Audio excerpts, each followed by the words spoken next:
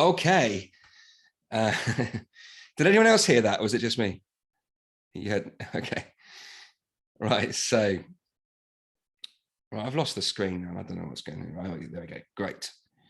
Now I'm looking for Montrese. Montrese, do you want to jump on and have a chat before we get into the next set of questions? So just whilst you're typing in your questions, folks, I have had a couple of questions that have come in advance. But I can't remember what it was, Montrese. So you have to start at the top. I'm sorry, mate. Evening. Oh my goodness. Good evening. Good evening, everyone. Okay, my question, we just diving straight in. Go for it. Here's my question. How do I get a fully functional e-commerce website without using SquareUp or paying a monthly subscription? Okay. Okay. What's the problem that's behind that? What's the problem that you found? So when I started Rebel, I was using Weebly. And then recently you guys have changed to SquareUp. And SquareUp, even though its own Weebly has been bought by SquareUp, it doesn't offer the same functionality. And so now when people go to my website, they can use PayPal, but I need something that's just a little more capturing more information, make the process a little more easier, automated, that kind of thing. And I don't have any money. Yeah, that makes sense. Now, I bet you're not the only person that's struggled with that. Weebly have changed their terms and conditions as part of their merger or being purchased by the payment gateway Square. So there's a couple of options here. If it was me, Montrese, the question I would be asking myself is this a problem I need to solve right now? Let me explain what I mean, because it might feel like it's a problem that you need to solve right now, but it might not be a problem that you need to solve right now. Here's the thing. If I'm getting 50 orders a month, then having an e-commerce solution is probably the thing that's going to make my life a lot easier. If I'm only getting 1 or 2 orders a month, I might not be there yet. Because I think like the entrepreneur's way of thinking about this is, and by the way, it's taken me a few years to get to this. What I used to do was, no, I need everything to be right. And I'm not going to tell anyone about my website unless it's perfect. But then you see what an entrepreneur would do. They say, well, I'm not going to upgrade my website until I've got the sales to do it, because an entrepreneur will use their customers' money to upgrade to a paid for version of some kind of payment gateway. Now, there are some things that we can do, but what's most likely to happen is you're going to pay somewhere. Now, I haven't experimented with the Wix payment stuff yet, but I have a feeling there's two issues with Wix. I think the first is it's a bit of a sledgehammer to crack a nut. I actually really like Wix. I didn't like it when I first dove into it because I thought this is way more complicated than Weebly, and I'm just going to go and hide in the airing cupboard for an hour just to get my warmth back, because it just lost everything. I just lost my soul from my body, and I was staring at all these menu options going, I don't know what the hell to do. I think, Montrese, I know what you mean. And I know it would be ideal to have a fully working e-commerce platform yet. Are you getting 50 orders a month? No, but the trouble is that I have received feedback from a potential customer who said that it's not easy to buy from my website. Okay. So while it's not important because I don't have 50, it is something that I'm very much mindful of. If the process isn't, if that's the reason why maybe people are not going there and buying along with, having to get my name out there. Yeah, that makes sense. Now, there are a couple of options, I guess. I mean, what's your tech skills like, Montrese? I know the difference, but I didn't choose Squarespace because I know how to build a website, and I know the difference between Weebly, the framework between Weebly and SquareUp, and I just didn't want to do that. So I'm not afraid of technology, and I know how to build a website. Okay, in that case, I'm going to invite you to sign up to a Wix account and experiment with that. Do you remember, I don't know if you remember from the course, but when we were doing, when we were in that cafe in High Wycombe, remember that? I remember that. the way to get the payment gateway in there is you need to drop in a module, which is an HTML thing, and you can get the code from PayPal and the button will paste in, or whichever payment gateway that you're using. I think Wix is the most likely solution for you as an interim thing, based on my experience. There are a couple of messages in the chat. What I would say, I've not used WooCommerce. Walt, thank you for typing that in. I have used Etsy before. I think that is another option. The challenge with that is you're going to give a bigger slice of your money away. You could pass that cost on to the customer depending on how much profit you've got in there. The other problem with Etsy is about customer list and who owns it. WordPress I have used. You need to have a fairly high standard of tech capability, I think, to get on with that. In my experience, it probably is a little easier now than when I was using it before. It looks like there's a little bit of love for Wix in the chat, Montrese. So here's where we are then. I think, but I hesitate to give you that answer. Like, if you want a payment gateway that works, of course you do. I understand that. If you're getting feedback from customers, then it's a little more pressing to get it sorted. However, the thing that's going to make the biggest impact on your business is traffic of customers that are your target audience. The thing that's going to make even more impact on that is sales.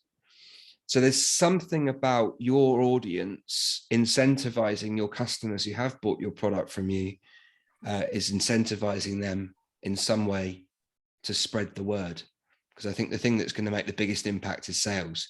And actually what you're doing is, I could get, like, if it takes me £5 of my own money to acquire a customer, either because what I'm paying in my monthly fees on my website or what I'm paying monthly fees in Payment Gateway, I could pay that £5 in another way. Instead of me putting it into website hosting, I could give it as a money off voucher to one of my existing customers for them to pass on to someone that they know, or £10 or £20, or the first one free. And actually then that word of mouth, you're kind of hacking word of mouth. And that means that instead of paying out for services, you're giving that opportunity to get a bit of money off, or giving a discount, you're sort of exchanging your marketing budget for a future discount. Does any of that make sense, or have I just lost control of my face? No, that right. Makes sense. Good. Have you got a direction of travel, Montrese? Yes. My homework is to check out Wix. What am I going to say? Yeah, you were going to say, I'm going to check out Wix. But here's the thing. Remember that traffic to the website is going to be if not more important than that. So that means that you're going to answer Helen's question, because hers and mine are similar. That's going to drive the traffic to the website. Okay, is that Helen was the first question in? Like, you know, you've been typing that all day, Helen, haven't you? Right. Okay. Cool. Thanks, Montrese. Thank you. Good start. Nice. Right, folks. I'm going to scroll up the chats. Oh, we've only had 40 questions. That's okay. Keep scrolling. Right. Where did we get to?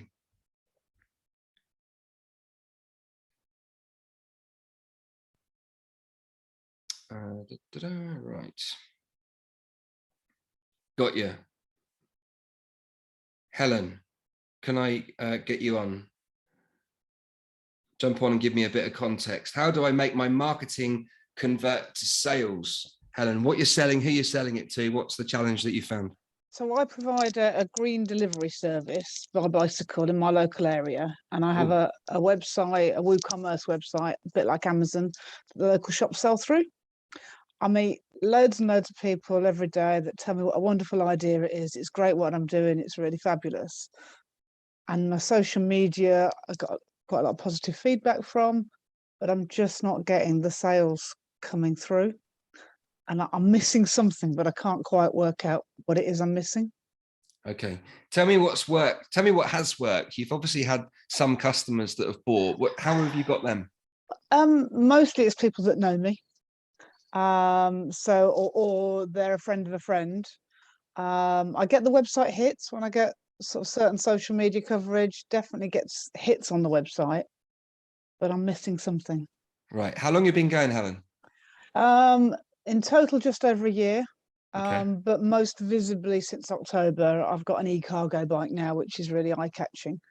And that sort of, I think, has upped my profile significantly. Okay. Is there any incentive for me to switch to you or hire you?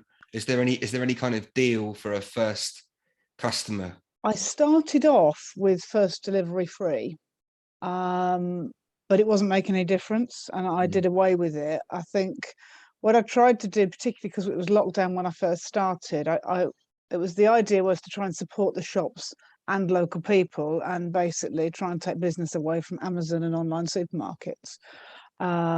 So I haven't been too ruthless with the pricing. The pricing's quite moderate.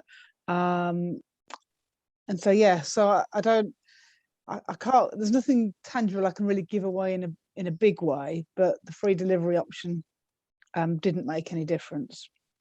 Yeah. Okay, great. And is there any similarity between the customers that you have got at the moment, other than the fact that you know them? Is there any kind of demographic similarity? Not really. I mean, the demographic is they're all within my postcode, basically. So that's my niche, is that whole postcode, which you could argue maybe isn't a niche, I don't know. Yeah, no, some of my customers are elderly, they've got mobility issues, some are affluent and they're busy working people. Some are just, they've got better things to do than pop to the shops. Okay, cool. And other than website traffic, and obviously the work that you've been doing on social media, have you tried anything else to get customers? Have you tried, and this might go against your thoughts, but flyers were an obvious one, for example. Have you done anything other than what you've tried so far with websites? I haven't done flyers through people's doors, but I have had coverage in local publications that have gone through people's doors. I've got an A5 flyer holder on the bike, so if the bike's parked up, people can take a flyer. But yeah, I can't quite fathom it. And I don't know whether it's just too difficult a concept for people because they're so sort of set in their ways, and whether I'm still in the phase of building up trust, I suppose. Yeah, I mean, if you'd have said, "Oh, I've only just started," then, and this what I'm about to say is a message for lots of people that are struggling with thinking, like, I'm not getting the sales that I want. I need to see you a number of times if you're a brand new business before I'm going to make a decision to buy. Like, I never used to understand that. And I know this isn't necessarily your situation, Helen, but I mention it in case it helps somebody else. I need to see a bit of marketing from you. I need to see a few social media posts, around 15 plus times on social media before I'm going to be bothered to actually click a link. So I think what often happens is people stop promoting or get frustrated with promoting about 5 minutes before you're going to start getting the results that you want, because the thing about marketing is it's a relationship build, not a one-hit wonder. And I think this is one of the things that we found really difficult in Rebel School by the very nature of our business model, which, running series of events, they're one-off events and so on. To build a relationship with someone over 3 months is actually quite tricky. Quite often you'd only see a message 2 or 3 times. That's one of several reasons why we have 100 people sign up and 50 people turn up, because the other 50 aren't quite as invested yet.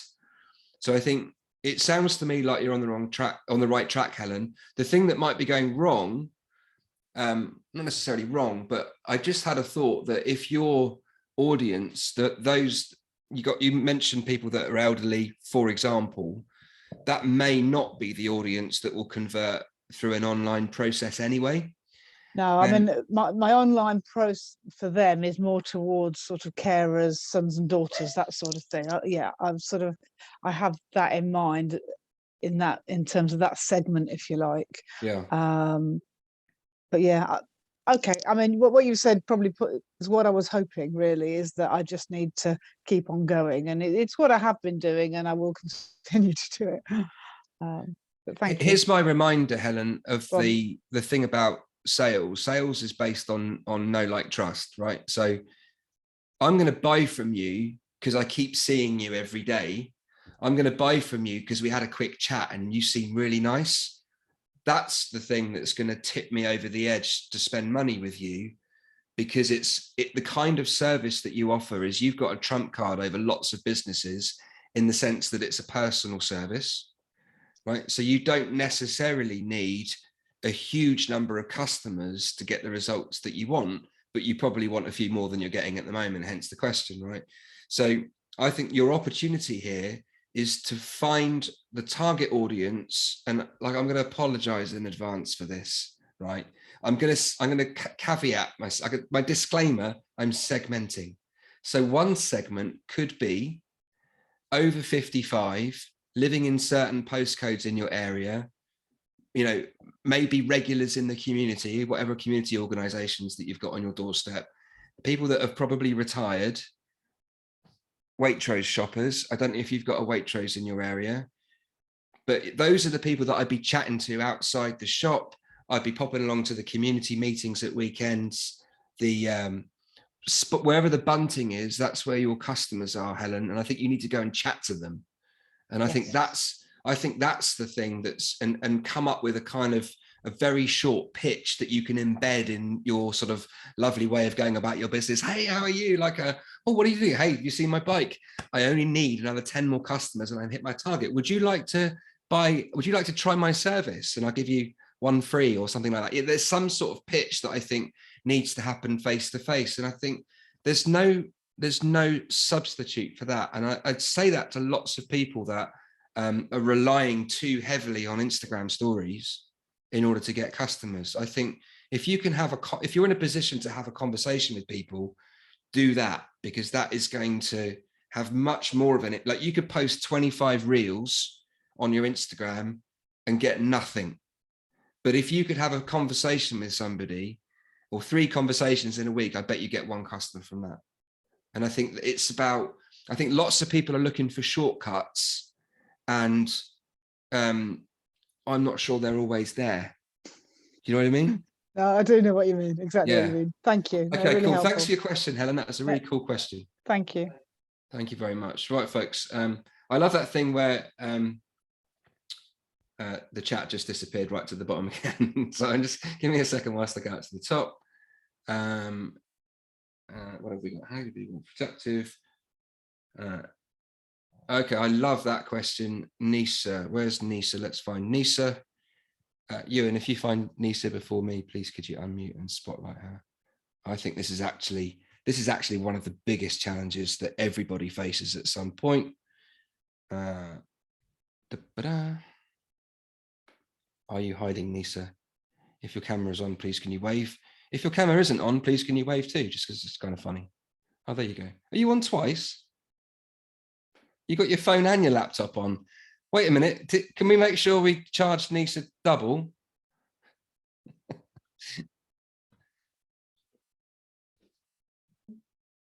Great. Here I am.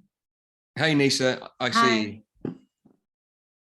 Tell me about being more productive and disciplined. Okay, so the thing is that when you're working from home, the challenge is that there's lots of distractions, and there's lots of even people that know that you're working from home, they tend to not respect your time, you know, and also you yourself tend not to respect your own time because you. Me?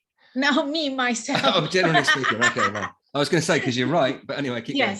So it's just how, when you're working by yourself, you know, it's like having that discipline of, okay, I'm going to start from this time to that time. Like when we did have the Rebel School, it was great because we were starting at 10 o'clock and we had to start at 10 o'clock. And, you know, not allowing a friend to call you and chat to you for half an hour about the problems or something like that, you know. Nisa, I'm going to read your question to you, and I want you to listen carefully to the last 4 words. Ready? Yes. How can you be more productive and disciplined whilst working on your own? Yes. That's the clue. Don't work on your own. Okay. And what I mean by that is, like on this call, there's about 80 something people, 90 people. Now, for those of you with your cameras on, please can you just raise your hand if you're somebody that finds it difficult to be productive and disciplined whilst working at home on your own? Please could you just raise your hand? Can you see that, Nisa? Let me just do the view. Hit the gallery view button. Yes. Keep your hands up so she can see, otherwise it's pointless. Oh, wow. Yeah, right. See what I mean? Yes. Okay. So I think number one on your to-do list, and this was the thing that I found absolutely the hardest when I first started, was I thought I had to do everything myself. I thought I had to work on my own. And the biggest impact was finding somebody who's also working on their own, on their business. Just hang out while you do stuff, because then there's someone sat opposite you. Like I did it today. I had a call with Henry today. Henry is literally driving himself mad at the moment. We've got loads of challenges in the business, and he's in his kitchen rocking gently going, what the hell am I going to do? And I texted him and I said, should we, like, let's do it together? He said, I haven't got time. So you haven't got time for us to work together for me to help you? No, I haven't got time. I'm too busy for you to help me. Like sometimes you just get in that, I've got so much to do, but I'm paralyzed. I can't seem to do any of it because I'm not motivated. You almost think that if you're going to work with somebody, they're going to distract you, but it's probably the opposite. In my experience, it is. I think there's different types. Yeah. I think, you know, if you're doing your accounts, for example, when somebody interrupts you, there is a reasonable chance you might throw a vase at them, because like if it interrupts the flow of something that requires lots of concentration, then that's no good. In our business, we call that zone 1, where we just kind of like, don't talk to me.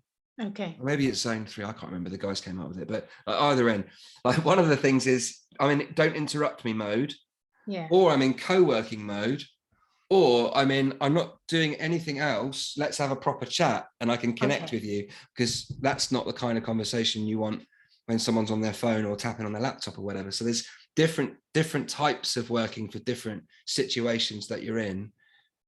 Top of your to-do list is go find someone to hang out with in your network, either from the course, or, you know, if you see someone on here that you recognize, then, you know, or if you're interested in hanging out, and it doesn't have to be for long, it could be, you know, 90 minutes a day, you know, have a cuppa over Zoom, have a little chat for 10 minutes and go, right, I need to work on my website now. What are you working on? Well, I need to send some social media messages, and then off you do. And then you can kind of chat while you do it and support each other and so on. It's just finding like-minded people to hang out with. It makes it more fun. Therefore, you get more productive. Absolutely. And that's part of the answer. It's not a golden arrow, but it's part of the answer. And how do you get your friends and family to respect that you're running a business? Send them on my course. Okay.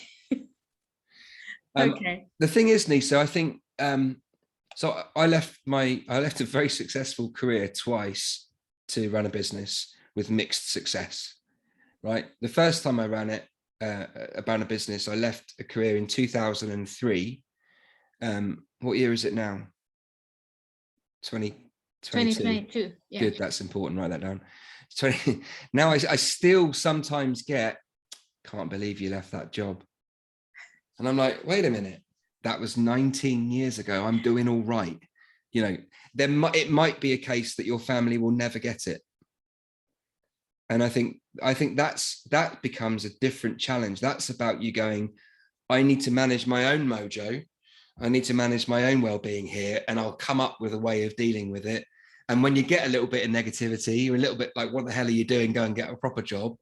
So, hey, look, I know that you see it differently, but I don't want to get to the end of my life having not had a go at fulfilling my dreams. That's why I'm doing what I'm doing. So and also, it's how do you get them to respect your time? Because you're working from home, they think you're not working. So they think they can just impose on you and just take your time, and they can call on you at any time. So how do you do that one? Boundaries, Nisa. Okay. I think it's about setting a boundary. And I think if you set a boundary, you've got to stick to it. Okay. So I'm not free between here and here. Okay. Because I'm working. And, you know, if it helps, like I'm going to be on calls, so it's not appropriate for you to be here. But I'd love you to come around at 4 o'clock. Okay. I'd love you to come around tomorrow morning at 10, but I have to leave at 12 because I have to do X, Y, and Z. I think it's Okay. about you setting a boundary. Anyway, you've asked 3 questions. So I'm going to go. Sorry. That's all right. They were kind of follow-ons, and you're nice, so I let you off. Thank you. Cool. Thank you for the question, Nisa. It's a good question. Okay, Karen with a C and an O. Let's find Karen. Oh, there you are, Karen. Got you. Hello. Hello. Karen says, how can I get funding to offer training to people who can't afford to pay for mental health first aid training? Yeah. So I'm a mental health first aid instructor. So I work with businesses, but I work with individuals as well. So I run sort of open courses. And it's been increasingly hard this year to get people to book onto courses. So I'd say on the whole, businesses are, the bookings are quite steady, but there are some individuals that could really benefit from the training and they can't afford it. And I can't afford I do give away places sometimes, but I can't afford to do that a lot. And I'm just wondering, is there a way to get funding to subsidize places for some people? Yeah, I understand that. Would that solve your bookings problem?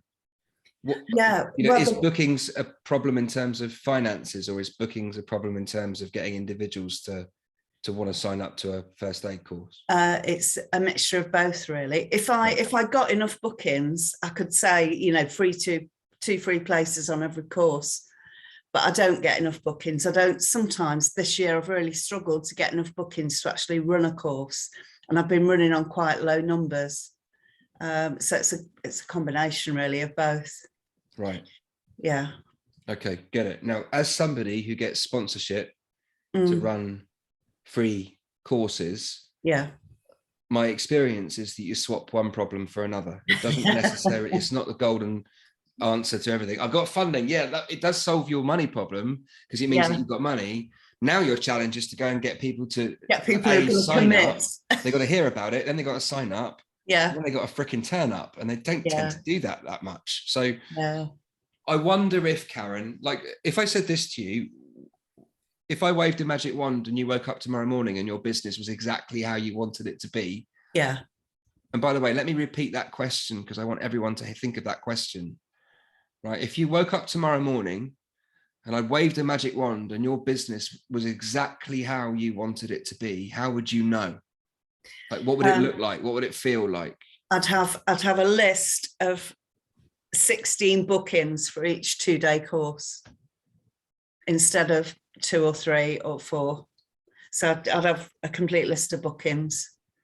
Why do you need 16, Karen? Just because that's the maximum I can get on a course. Got it. And it's a good number for putting people into groups and got it. In breakout rooms and things. Karen, I got good news and bad news. Yeah. The bad news is I've just run a mental health first aid training course for the team. Yeah. So that's kind of bad news that you've missed that sales opportunity. The good news is I know a bit about this. And what I would say is this, the mental health first aid training that we had, actually, she came through one of our courses. She came to our Hounslow course, I think. Her name's Tanya. I think we had 6 of the team were on that course. Yeah. She'd have been paid the same whether there was 4 people or 16 people. Right. Yeah. So I might have misunderstood you. No, it's complicated. I sometimes deliver courses for Mental Health First Aid England, and I get paid a day rate for that. Got it. So the numbers don't matter. But if I'm running my own courses, which is where I want to be offering free places, then people pay me direct. Yeah. Got it. Yeah. Got it. Okay. But the more people I get, the more money I earn, and the more I can do free stuff then. Got it. Now, I think for me, Karen, it sounds to me like your challenge it's a marketing and sales challenge, which is the funding bit ain't going to solve that problem. Right. But if you said that and I imagine you'll be able to charge a higher day rate if it's for yourself rather than for, but the fact that you do work for that organization helps give you a bit of credibility as well. Yeah. So you can borrow their brand for sure. Yeah. Oh yeah. As a preferred trainer for mental health, for health first aid England. Yeah. An associate. Yeah. Yeah, great. Yeah. That's great. I think what you need to do is, if it was me, I'd be looking at what geographic area are you in right now? Yeah. So start the process of making friends, contacting, emailing, following on social media, the managing directors and HR leads for all of the businesses that are in your area, because my gut feel is that they would be more likely to hire someone from their doorstep than from somewhere else around the country. I think it's a marketing challenge that you're facing, not a funding one. And by all means, you know, for every sale you make 2 places free. Yeah. And as a pay it forward kind of thing. And that's like a value add. Oh, in addition to you spending money with me, that also buys 2 places for someone in a voluntary organization or someone in the community that couldn't afford to pay. Yeah. I think that's a really nice value add. Yeah. Yeah. But I think the other bit of the bad news stroke good news is it's another one of those, it's not a shortcut. No. It's, you know, going to free networking events, it's sending emails, it's, you know, ringing people up, it's sweating your network and finding out who is it that you already know in your community who works in an organization. Yeah. Getting them to go to their boss or go to their HR department and say, hey, I know this really cool mental health first aid trainer. Have you thought about whether we should do that in our company? Because it's such a hot topic at the moment. Yeah. I think if you did the work on that, Karen, you'd be fully booked. Yeah. Okay. I want you to be fully booked, Karen. Yes, I want to be fully booked too. Right. Yeah. It's a marketing game you got to play. Yeah. Yeah. Please feel free to repeat our marketing course. We've also got the podcast episodes. One of the podcast episodes that I did with Alan, Alan Donegan's the co-founder of Rebel. Some of you know Alan. Some of you might have been on a finance course with him last night. Is anyone doing the finance course? Is everyone all right? Yeah, he's much smarter than me, but not as good looking. So that with both of us, you get like a balance. You know, I think I've seen it before. Is it? Yeah, it's on YouTube if you missed it. Yeah, yeah. But I'll watch it again. Yeah, watch it again. And I think, you know, this podcast episode's full of marketing tips, Karen. Yeah. So have a go at that if you need a bit of extra help. Brilliant. Thank you. And thanks everybody for what you've put in the chat as well. Oh, sorry, Karen, I muted you too quickly. I got excited. I didn't realize you were still talking. Didn't mean to cut you off. Sorry. I think you were saying thanks for the suggestions in the chat. Great. Okay, I'm going to do one more from the list and then I'm going to pick a hand. Right. Carmen, let's find Carmen. Carmen's question: when creating a customer profile for a business, what are some of the core metrics that you look for? Let me find Carmen. Ewan, if you find Carmen first, you get a prize.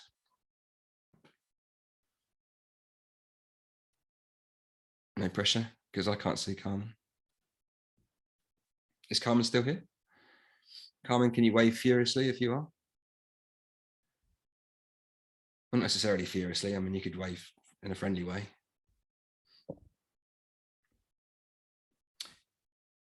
No, I don't think Carmen's here. So I'm going to go on to the next question and maybe Carmen will reveal themselves in a bit. I'm just going to scroll down a little bit here. So there's a question from somebody called Maki or Makai. Sorry if I pronounce anyone's name wrong, by the way. I'll have a go. The question is, how can I get a business mentor? I think like I get asked that question quite a lot. I guess there's a few options here, really. Option number one is one of the things that we're hoping to do this year is to launch a mentoring scheme. I don't know if we're going to get to it this year. We've got so much on, but I would love to do that. I think what I'd be doing is just sweating my network. And by network, I mean, you know, people that are in the coffee shop, people that are at the community center that you go to, people that are members of the same club as you, people that you used to work with or work for. And because I think the fastest way to get a mentor is it's a little bit like a sales thing. Like I'm not going to mentor anybody that I don't trust. So if someone approaches me cold, we're going to have to jump through a few hoops before, because time is so precious, isn't it? Right. So I'm not going to say yes to, you know, straight away. But if someone I know and trust introduces me, and says, look, hey, my friend needs a mentor. Do you know anyone that could help? We're more likely to make the progress that we want to make and find that person. So I think, you know, a good place to hunt for that would be, you know, through friends, family, connections, people that you know, people that you went to school, college, university with, people that you used to work for, and send a bunch of messages and say, look, I'm looking for somebody who has experience of, because I really need help with my business. Do you know anybody that you could put me in touch with? And it's like every time we've asked the who do you know question, it always fascinates me. I was running a business event in Winchester years ago, and I played a little game, you know, the degrees of separation game, where you go like, I wonder who I can get to through the people in this room. There was about 80 of us in the room. Like I had a list of President Clinton, somebody that was in the room, went to university with someone who was his bodyguard.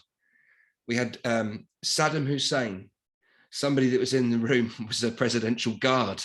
Like, you couldn't make it up. So I think, you know, these are ridiculous answers, right? So we must be able to find someone that's run a coaching business before, or that's started up a gardening firm. And if all else fails, if you go through your list and you go, I want a business mentor, but I can't, there isn't anyone in my network, then your next step is to go local. You know, I'd make contact. And I think, you know, think about this, you've got to build trust quickly. You send a gift, send a card, pop in and see them. Say, look, I just want 15 minutes of your time. I want to pitch something to you. I really admire your business and ... I'm looking for someone who, and I think that's how I'd approach it. And I think it's a similar but slightly different answer. So Kathy B says, how can I find a co-founder for my well-being CIC? The best possible outcome, expansion and global healing. I love that, Kathy. Right. So how do you find a co-founder for a well-being CIC? I think for me, this is about a few stages. Step number one is write down the kind of person that you're after.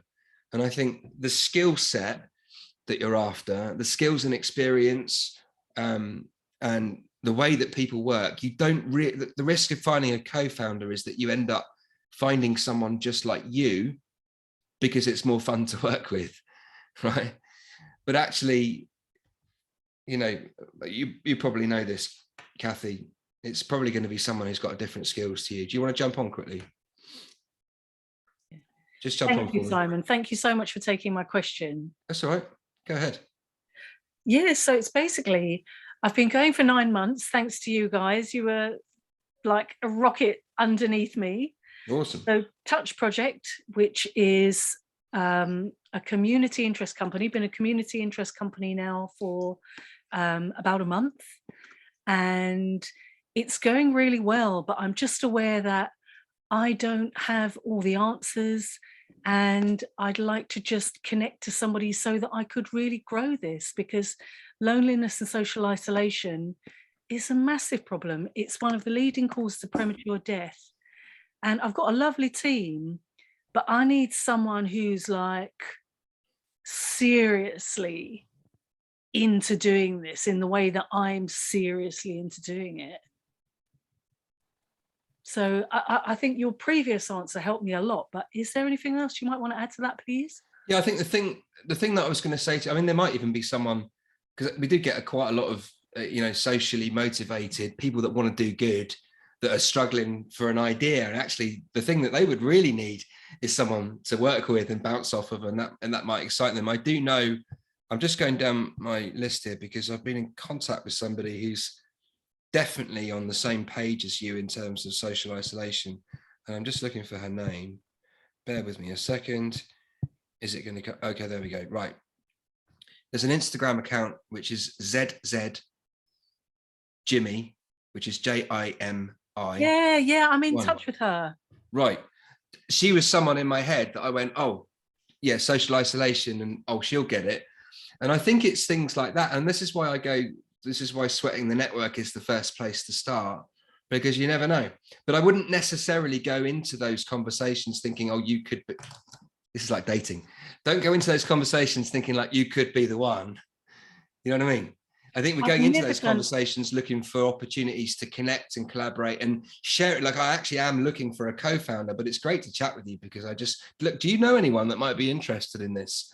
And I think the other thing I was going to add, Kathy, to my answer was, I think there's an online version of that too.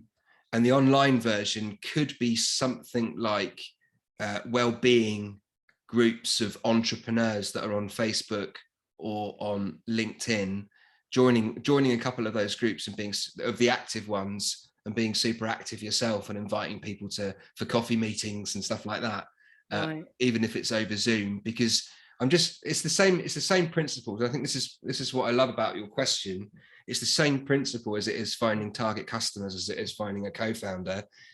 Who is the person that I'm most likely to want to connect with, who fits the profile, and where are they already? And they're probably having entrepreneurial conversations in the well-being space.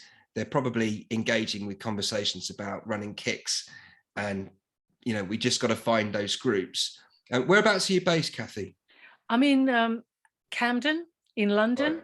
And I run a monthly workshop in Swiss Cottage Community Centre, and I've just got a fantastic new weekly space from the 16th of June. I'm running a 2-hour conscious connection / cuddle workshop at the old diorama.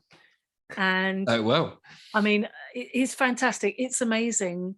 But beautiful. I want to be able to have a model that grows so that I can reach out to other parts of London, then other parts of the UK, and who knows, make it global. Kathy, Camden Council has got every council of different sort of degrees has this, but I know Camden's is very active because I've met some of them on the group. They've got a group of social business leaders that meets regularly online. Ooh. And that's coordinated in Camden Council. Social business leaders. Do you know the Yeah, name? it's like it's like a Camden Voluntary Organisation Network or something like that. The Camden Council have been amazing. Yeah, they're fantastic. They are absolutely fantastic. Thank you so much. Does that help? That's been really great. You've given me plenty to work on. Thank you so much. And if there's anybody here that feels like being a co-founder, come and say hi. Love that. I'll put my link in the chat. Thank you so much. You're welcome, Kathy. Beautiful. Nice. Right.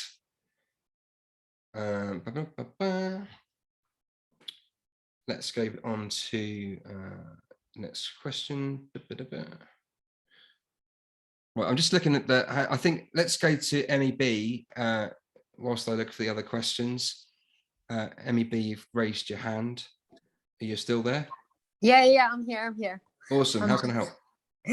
Okay, I was really set in doing a marketing agency, but I quit my job and it's like 2 months into, I took some time off and stuff. But it's starting to be a bit overwhelming, to be honest. And I've been wondering I'm not even sure if an agency is what I want to do now. So I'm just like, oh my gosh, I'm a bit overwhelmed by it all. So yeah, any advice? I've signed up for Rebel again. Okay, so you've been to a course before, but you've signed up again? Yes, I've signed up because I feel that I might need just to do it again. Because before, when I did it, I was working. So I couldn't really pay full attention and couldn't make a plan really. Yeah. Okay, well, definitely do the course again or bits of the course, whichever works best for you, Emmy. What I do know, it just reminds me of where you are on the journey. And I think there are lots of us that are here when you go, I'm still not quite sure what I want to do. I just know I want to do something, which means the way to think about this, Emmy, is I think, it's just your best guess of what lights you up the most right now that you can actually do right now.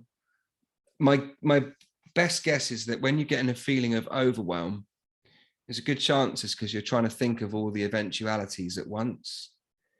And I think what lots of us do when we start something is we try and think about it 4, 5, 6, 7, 8, 9, 10 steps of all of the things that you've got to do. And I think I'm just going to remind you that that's how they teach business in business schools. And this is what accountants would say. This is what traditional business advisors would say is get all your ducks in a row first, and write a business plan, and then you can do your business. But actually, like, my experience is that just breaks people's brains. I've seen a really extreme version of that. I went and met a bunch of business coaches and business advisors, organizations and business leaders in Trafford and Manchester, and they'd invited me up to speak. A really funny moment. So we're sat in this boardroom situation, and there was a guy down the end of the table. I'll never forget his face. I have forgotten his name, but I'll never forget his face. He said, when someone comes to me with a business idea, my first job is to point out all of the things they haven't thought of yet, so they can increase the like, what? It's hard enough as it is. Don't tell me all the things I haven't thought of. I'll never get started. And I think that's like a really extreme version of what we do to ourselves. Like, we do this to ourselves. And I've been doing it today. Like, I hate doing this. I sent Alan a message going, Alan, I don't know what the hell to do. What shall I do? And he's come, like Alan does. He came back to me like within about sort of 25 seconds, and he went, just do this, and then that, because you don't know the other stuff yet. So if you're feeling overwhelmed about setting up a marketing agency, it's because there's a gazillion loads of things that you've got to do, and they're all unknown. Why? Because you haven't made a sale yet. Everything starts with a sale. Everything starts with a sale. And I think once you've got the sale, the thing that you've got to do next then reveals itself. There's always a next step. The next step is, okay, so if I'm still thinking I might want to do that, I just need to go and find a customer who needs a bit of help with their marketing and do it for a bit and see if I like it. If I like it, if they liked it and I got paid, repeat. If not, then maybe something's got to change before you repeat. And I think that's the sort of, I hope that helps to sort of dial back the overthinking a little bit, Emmy. I've talked a lot. Hopefully you didn't go. Are you still here?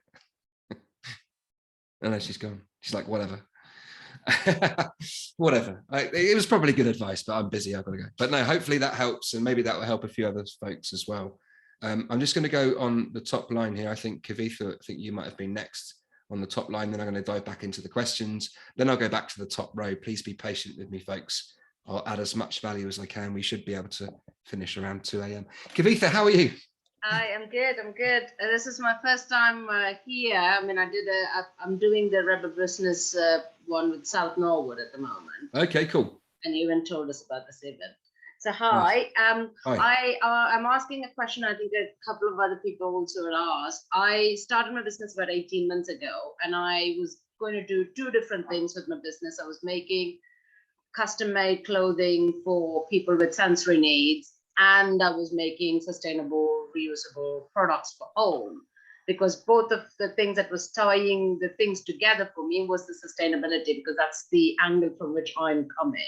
Okay. And the dressmaking is my passion. So, I've been sewing since I was 12 years old. So that's the kind of thing I'm interested in. But as time's gone on, I've realized, okay, so I had a customer profile at that point, and I couldn't get my head around the person who's going to buy this is never going to buy that. So I got like 2 or 3 different personas. But as time's going on, I can't still figure out whether I've got my customer right. So I've dropped the clothing to one side. Yep. Because it's very time consuming. I don't have the whole marketing, the photography, it's a bigger budget at the moment.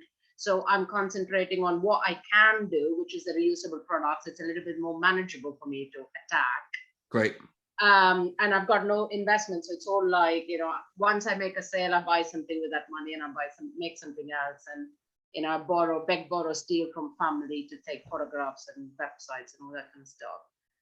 But I still can't figure out how to target my ideal customer. I keep talking about sustainability, but a lot of people have said they're buying it because it's either fashionable, because everybody's talking about sustainability right now, or it looks cute. And I can't get my head around either of that, because I don't come from that place. Okay. So how do I figure out how do I change my voice so that I can reach those people? Yeah, that sounds great. That's a really nice question, Kavitha. I'm glad you've asked it. I haven't been through all of the questions yet. We're going to take a 5-minute break in a second, just to give everyone's ears a break. And also I'm going to read through some of the others. I know there's at least one other question, and I bet there are lots of people that struggle to figure out who the target audience is, right? So I'm going to give you, I'll give you my train of thought, because I think that there's no right or wrong answer to this stuff. It's always best guess based on the information that makes sense to you right now. But there's definitely some signposts. And when we do the target audience stuff on the course, you know, we start to get people thinking about what's the age range. Is there a certain kind of area of the town or city or area that you live that you should target? Is it male, female?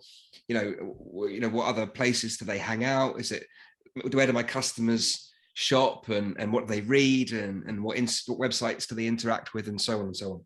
I think there's a much faster way. And it actually came from a conversation with Nisa, who was on earlier on, with Nisa's product, which is a skincare product. And I said to her, like, who's the most famous provider of the product or service? This is a question for everybody that's struggling with target audience. Who's the biggest, most famous provider of the product or service that you sell that's most similar to what you sell? Because the most amazing thing about social media, and this is the bit that people realize, they've got a giant list of customers that's publicly available to you.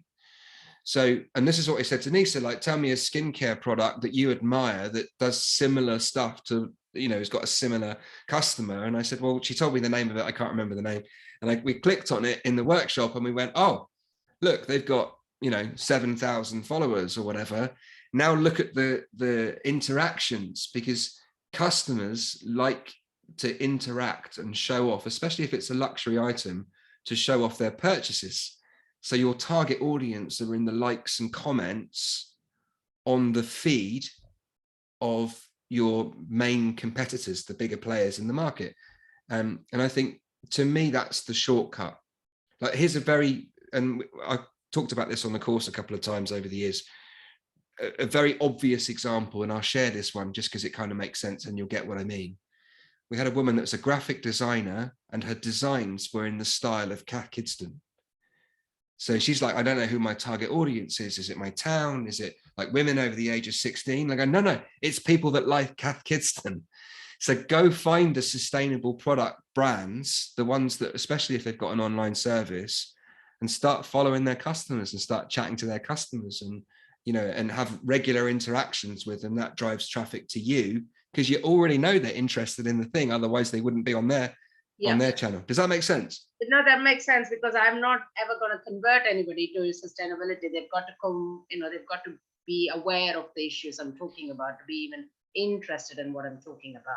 Yeah, great. Hope that helps, Kavitha, and hopefully that's helped a few others as well. Thank you for asking the question. It's a really good one and an important one. Thank you.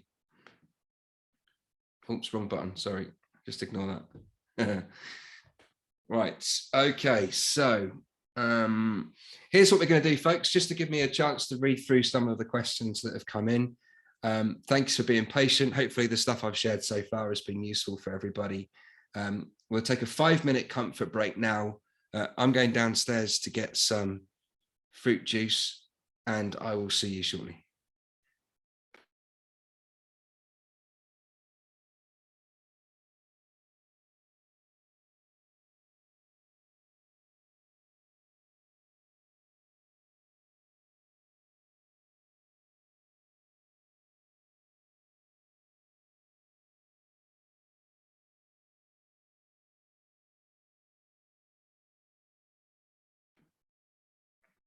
Oh, a recording in progress means I can't swear again, which is just as well that I don't. I'm a clean living sort of guy, as you all know. Nobody in my team say anything in the chat. Right, so here's the next bit then, folks. I've just, what I've just discovered, I had just the right place on the chat, but when I switched off the screen share, it put it right back to the end again. So give me a sec. Now, I saw, just whilst I look for the things, look, we've got loads of courses coming up, folks. So if you're in the Doncaster area, or you've got friends or family in Doncaster, we've got one in Bristol. We've got our first project in Enfield Borough coming up. then please get your friends and family, even if they just came to the first day, just if they got thinking about a business idea. I always say to people, just come to the first day. You don't have to do the whole course, just experience the first bit, because we'll save you from wasting money. Like, that's the first entry point, I think. Now, speaking of Bristol, I saw Amy. Amy, I saw your question about, and Amy's question was, now I remember meeting you, Amy, in Bristol a few years ago. I'm pumped that you're on here. I love your question because I know the work that you do is such a creative thing. You should check out Petal and Metal on Instagram, folks. Amazing stuff. Amy says, how to make what I'm doing more integrative so my business deals with my social passions and my creative ones. And I think that's really interesting. If you've got some kind of purpose, a social purpose, the first challenge is to make sure you get paid for it. Too much social, not enough enterprise. That's one of the most reoccurring challenges for social entrepreneurs.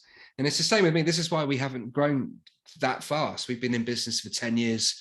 We've got 10 people in the team. We've got another 10 people that aren't employees, but they kind of work with us and so on. And we would have grown an awful lot faster if we weren't too busy doing 2-hour Zoom calls in the evening. And I think that's the challenge. So here's something that I came up with the other day when I was chatting to, where was I? I was in Newbury in Berkshire. We had this lovely woman that came to the trading event that we had there. She's a photographer, and she had a social purpose that she wanted to make amazing family portrait photography available to people that couldn't afford it.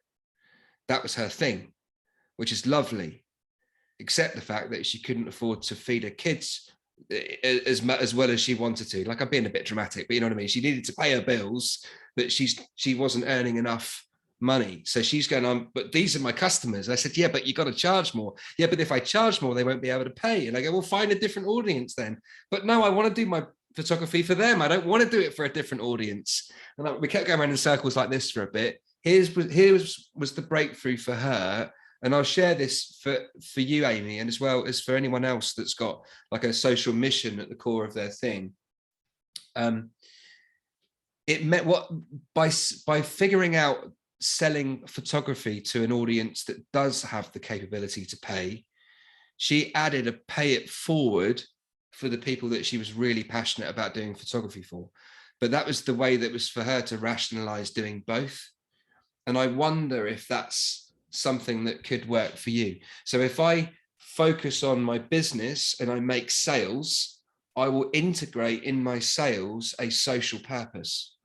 Now, this might work for Kavitha's business as well with the sustainability stuff. It's like, well, I can price my thing buoyantly for two reasons. Number one, the amount of time, effort, and expertise that goes into making this. And if you have a look at Amy's stuff, you'll see what I mean. Like, it must take hours and hours and hours. So she can charge buoyantly, and as a value add for her customers, she gets to say, and for every one of these that I sell, it means that I can X. Like, and I wonder if that business model, like, it's great to see you here, Amrot, Amrot the encourager, who's encouraged me over the years as well. That's the kind of business model. Like, I know that you're socially focused too. So maybe if I sell some of my art here, or if I sell an art workshop here, it means that I can ... But it's almost like an invitation to charge proper money for the core product or service. And I think that's where lots of people that are socially focused struggle, is because they're not charging. They're kind of caught between two stools. I want to do social stuff, so I don't charge as much. But then I have to sell more because I'm not charging enough. And then there's not enough of me to go around. So I end up going around in circles. My business isn't making enough money because I'm not charging enough, but I'm here because I want to do good. Like, how does that work? And I think that's one way of structuring it. Amy, do you want to jump on? Awesome. Or you just high-fiving me? Yeah, a little bit of both. Yeah. Hello again. Hey, good to see you. How are you? Yeah. Yeah, okay. Sorry for the shameless plug. I hope you don't mind me sending people to Instagram. I really appreciate it. I think actually you kind of, all my questions, apart from the how do I manage life and business, and that's just an ongoing thing. And as I've sort of said, I've just been diagnosed with ADHD this year, which I never thought was part of the the picture, and I was really confused and lost when we met in Bristol. And that's amazing, but there's just so many questions I have to answer as a result of the challenges I have. But your comment just then definitely brought me to the last question that I just wrote, which is basically, I want to be really super careful because I don't want to alienate any potential customers, but I suppose I know that it's based on my assumptions and my ideas of ideal customers. And it's like who I want to work with from an emotional standpoint. And then maybe my fears of working with people who have enough money to pay me. I definitely have issues around wanting people to be quite grounded and humble, wanting to keep everything feeling really kind of safe and like personable. And so I suppose I look for people who are kind of like me, out of the box and creative. And I feel I've done well at making that my message, but I'm still stuck, if that makes any sense at all. Like I really want that, like, be yourself, be unique, to be my target audience, but I need those people to also have been successful enough in their life to be able to pay me for the time it takes me to make things. So I'm definitely starting to make sales sort of this year, last year, after like marketing success, but a long journey. And I will cut this, get shut up in a minute. But I'm definitely still undercharging and undervaluing probably my time. And yeah, so then I do get probably quite down when I'm working on something for hours and hours and days and days and days. And I think, you know, is this sustainable? I know that I now, you know, can say I'm a skilled person, I'm a talented person, and that's taken a long time to be able to own that. But it's like, how do I make it sustainable? That's really it. Yeah. Okay, cool. So is that okay? yeah. Is that all? Yeah. Right. So here's the bit. A couple of things showed up for me, Amy. You've already answered your own question. You know how to make it sustainable. You need to charge proper money. Yeah. Okay. What does that look like in real life? What does that journey look like, do you think? Yeah, I mean, I think you've got an opportunity here to do a little bit of what's the word I'm looking for? Because what you offer is a high-end product. You know what I mean? Because of the intricate designs and the uniqueness of it, and also the fact that it's not everyone's thing either, you know. And I think that in itself, that's fine. I'm super niche. I know I can own that. But that makes it even more important that you charge buoyantly, because that helps you stick a flag in the ground and go, you can't get this anywhere else. This is completely unique. So I think if it was me, I think when I'm pricing something, I always go, who's got a product that's similar to mine? Right. So, in my kind of end of the market, is it like cheap end or is it luxury end? Is there some similarities? Are there some people in the wedding industry that you could get some almost like a bit of research really, and go like, hey, you know, what would you pay for this? What's your price point currently? Roughly, yeah, that was a question. Give me a range. So not like bottom, but I'm kind of charging the 300 mark has been the one that's like coming out. Yeah. And that's fine if I work for 3 days, but I don't necessarily work for 3 days. So then when I kind of count back and work out what I'm getting paid per hour, it's under the minimum wage. And having ADHD means I hyper focus. So to deal with it, what I do is just like work basically what would be a double shift. I work from like the early hours of the morning till kind of like really late at night. And I think then that starts to make it feel like this is not an enjoyable thing anymore. This is like, you know, self-flagellating kind of existence. Yeah. So okay, there's definitely plenty of room to put your prices up, Amy. Yeah. Double, triple. Maybe have a go at double first and see how it feels. And I think what people are prepared to pay for your product is your business. Whether you think they can pay or not, that's not your business. Yeah. You know what I mean? And I think lots of people, when we're pricing, we're going, blimey, that's expensive. I wouldn't pay that, or I couldn't pay that. Yeah. That's not your business when it comes to them. Like you can go to the poorest areas of any country, and you will find people that have found the means to get something that is of value to them. And I think what's really cool about what you offer is that you can't get it anywhere else. Therefore, that's a premium thing. If it's a premium thing, if you're underpricing it, you are putting an invisible sign that says this isn't really a premium thing.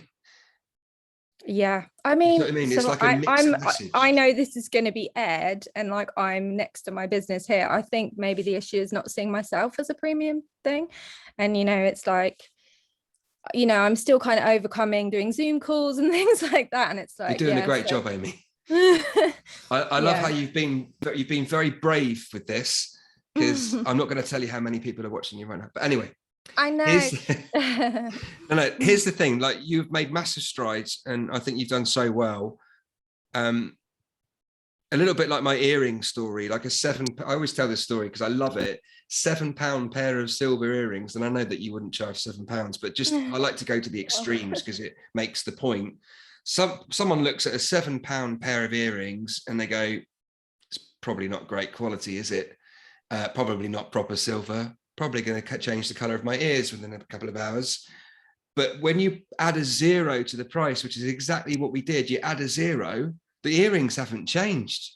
It's still the same pair of earrings, but because they've got a price tag, it makes me go, oh, they're probably a better quality set of earrings then. They're probably silver. They're probably not going to make my ears change color within a couple of hours, but the earrings haven't moved. It's exactly the same pair of earrings. So when I see the price of something, I'm making a psychological decision as to where it fits. Like, is it something that I would expect to pay or not? Now, our problem comes as if we put a luxury item for a cheap price, or a cheaper item for a luxury price, and you go, there's a mismatch here. The photos on your Instagram say luxury to me. And that's the other brilliant thing. Your business model is brilliant. You don't even have to pay for the photos, I don't suppose, do you? Oh, for bridal, yeah. If anyone's in bridal, I didn't know this when getting into it, but it's very much a thing in the industry that it's, kind of reciprocal. Yeah, great. Suppliers help each other out. High-end photos of your stuff. I didn't know that at the beginning, so that's been wonderful and been great to be kind of discover that community. Definitely, yeah. I think for every day that you're not charging enough for your product, you are less likely to stay in business. Yeah. Okay.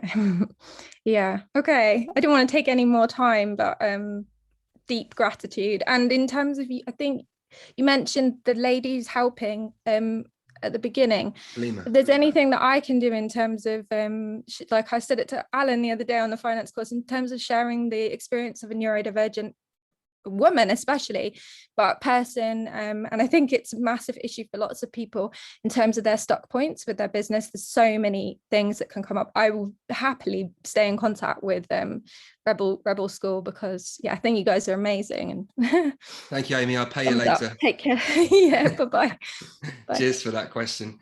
And that's the thing, folks, about the pricing thing, and what I know, people that have got a luxury end product, what they do really well is they put, so a friend of mine's a coach, for example, he'll put on his website a very high price, because when you put a high price, that determines the ballpark that we're playing in. So if you don't think you want to advertise the prices, then there's a sort of a halfway house which helps you define for your customers which ballpark you're in. Prices start at £350. Like if Amy, for her product, if she said, right, this is the price I've been charging, if she's a little nervous to put her prices up and she's still feeling her way through that, she could put on her website, she could say to her customers when she gets an inquiry on Instagram or whatever, well, prices start at £350. Or if you've got my voice in your ear, Amy, it'll be prices start at £450.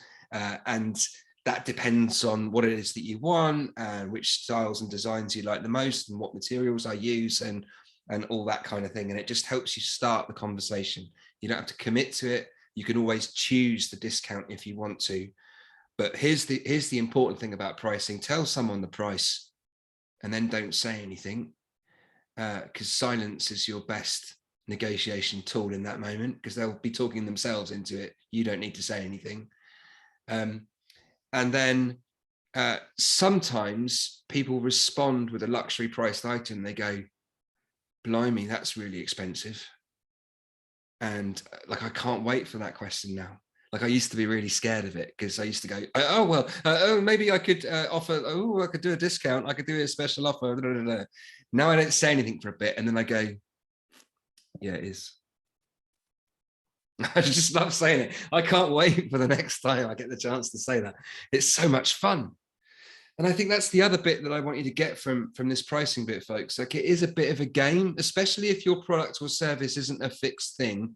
It is a bit of a game. And if you treat it like it's a game, rather than something that you're panicking over, it becomes a much more enjoyable process. I used to panic over pricing.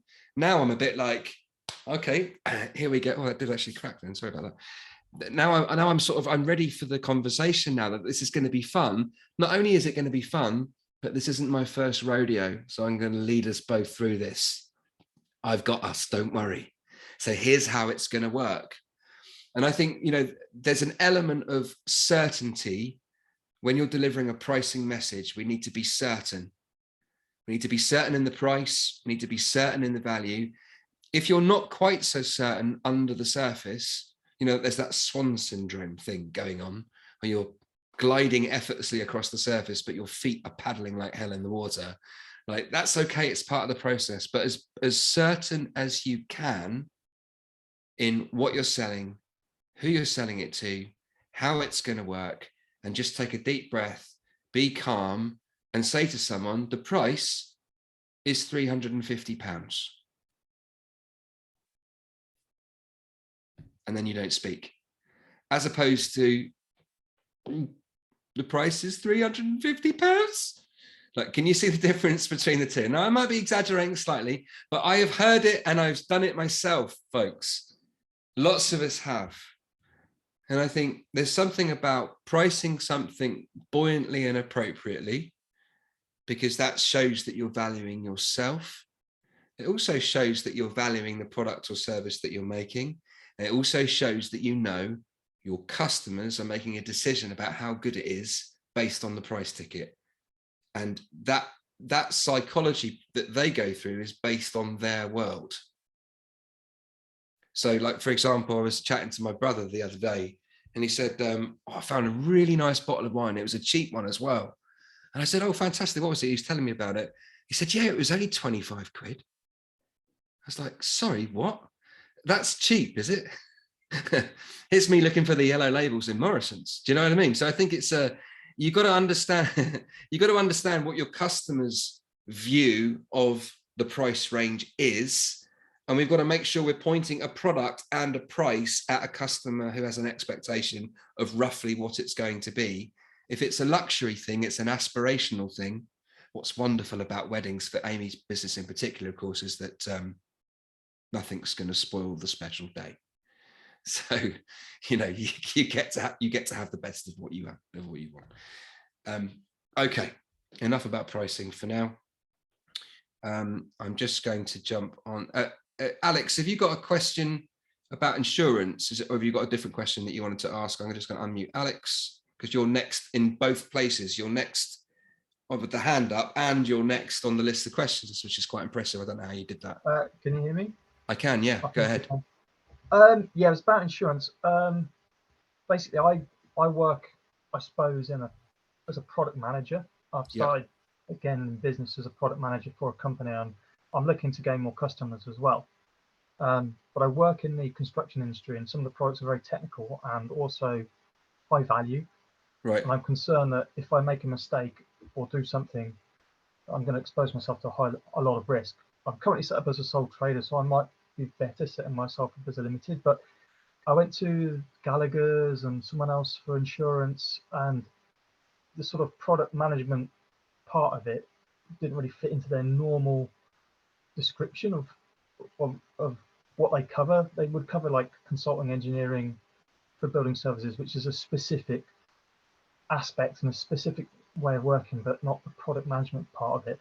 Now, my current customer, they haven't sorted it out yet, but they're going to cover me as an external contractor under their insurance. But I've got some other customers, potential customers in my network and people I've worked with previous that they're a bit smaller and they may expect me to come with some insurance in place. Yeah. I'm just wondering because I don't really understand this sort of insurance industry and how they operate. And so I couldn't really challenge, the non-offering that I got. So I'm not sure what the best approach is. Have you got anyone in your network that sells something similar to what you sell, Alex, or not? Are you kind of a lone wolf? No, I'm not in my network. I'm probably a lone wolf, actually. I can speak to other businesses that I know and other people in my network who operate similar businesses and maybe have people that work under them doing what I do. But I guess they're covered as a manufacturer rather than just providing product support. But yeah, I can ask that question, definitely.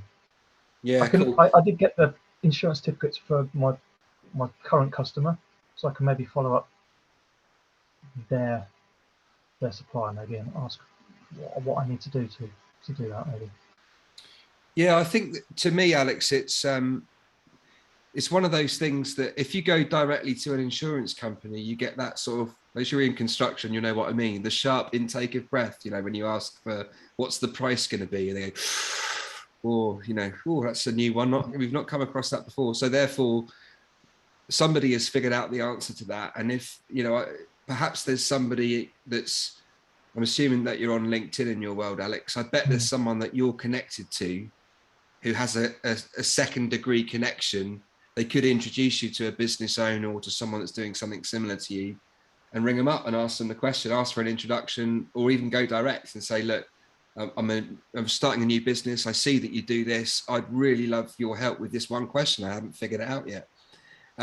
There's an online version of that. Is maybe there's a LinkedIn group or a Facebook group where you could post a question. You might, association of something or others might have it on a forum. But I think my starting point would be who do I know that might know someone who's got the answer to that question? That would be how I'd approach it, Alex. Okay. Do you think it's worth setting up as a limited company to try and de-risk myself?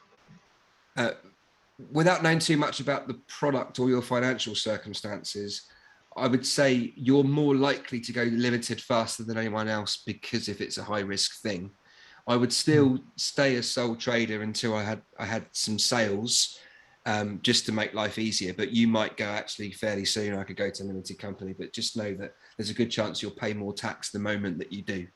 So timing is everything. Right. Okay. Thank you very much. Yeah, you're very welcome, Alex. Thanks for the question.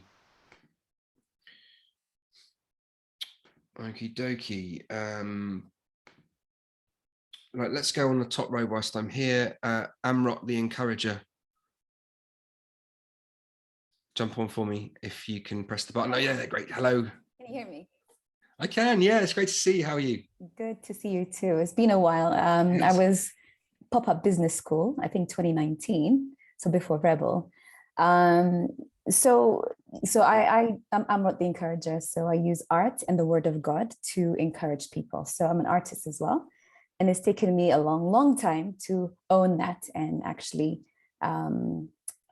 flourish in that. So I'm beginning to sell my artwork after doing a lot of social stuff. So the other side of it is called Art in the Heavens. And that's to encourage children using art, painting, and creativity and the word of God to actually get them out of depression or anxiety and things like that. So it was actually marrying the two together, because I knew my artwork was supposed to be the thing that enables art in the heavens to happen. So I'm not to charge the families and the children for these workshops and sessions of art in the heavens, whilst I pay for it through my artwork. So I'm beginning to sell whilst doing the social thing, nothing much was happening. It was happening, but getting them to actually own it and everything was hard. So how do I make sure that they take it seriously, even though it's free for them, and maintain the actual, what I want to do is getting families and children into that zone. Does that help? Does that make sense? Yeah, it does make sense. I think it makes sense. So help me understand. So the artwork that you're creating, is that something different? Yes. Is that alongside the yes, social stuff? Okay. So that's inspired by the Word of God and the Holy Spirit. So it's actually very uplifting and encouraging in itself. But it is a luxury brand, it is a luxury item. So I am selling it for a higher price. So price range would be from the smallest painting would be 150 to 100, then up to $500. So I'm selling in dollars. So I'm still in Kenya. I live in Kenya. So I'm selling in dollars. So $500 is the highest I've sold so far. Great. Which is shocking to me. Again, all new to me, all completely new to me. But I can see, I was agreeing with you when you were telling Amy that if you don't believe in your product and the value you have, no one else will. And it is shocking, but it's true. So my question was, did you understand my question, Simon? Yeah, just repeat it for me again, so I really get it. How do I marry the two? Whilst I do art in the heavens, which is to encourage children through art and the Word of God, which is needed very much so of most age groups. How do I provide that for free and still make sure it's valuable to them? Because as you know, when it's free, people showing up, taking it seriously, especially the parents, how do I make sure that happens? Yeah, and not lose it. Yeah. Okay, so there's so many ways to do that, Amrot, and I think you're not going to like my first answer. Okay. Because people don't, especially if if you're doing God's work, people don't tend to like this commercial bit. Yeah. But that would be my first. In order, people will value that more the more successful you are and the more known you are as an artist. So, here's an unknown artist coming to do a thing. Cool, that'll be fun. That's going to be awesome for my family. Oh, here's this woman who's got 25,000 followers on Instagram and has built a successful art business. She's coming in to do the thing. Wow. Oh, I've heard of her. I've seen her stuff online. Suddenly they're going to value it more. Do you see what I mean? And I think what's really lovely about that is, that advice that you get on airplanes when the oxygen mask comes down, like, you know what they say, they say something like, okay, if you've got more than 2 children, you have to choose your favorite one now and decide which one gets the oxygen mask first. I think they say something like that anyway. But that thing of like, I've got to put the oxygen mask on myself first, and then I can help more people. I'm better able to help. And it's the same if you're metaphorically in a hole in the ground, in a really difficult part of your life, and actually art has an opportunity to lift me out. Where do I want the person that can help? I want them as successful as possible with the means to be able to lift me out faster. And I think the more successful you are, and the more you're living in your own light, the better able you are to help someone else.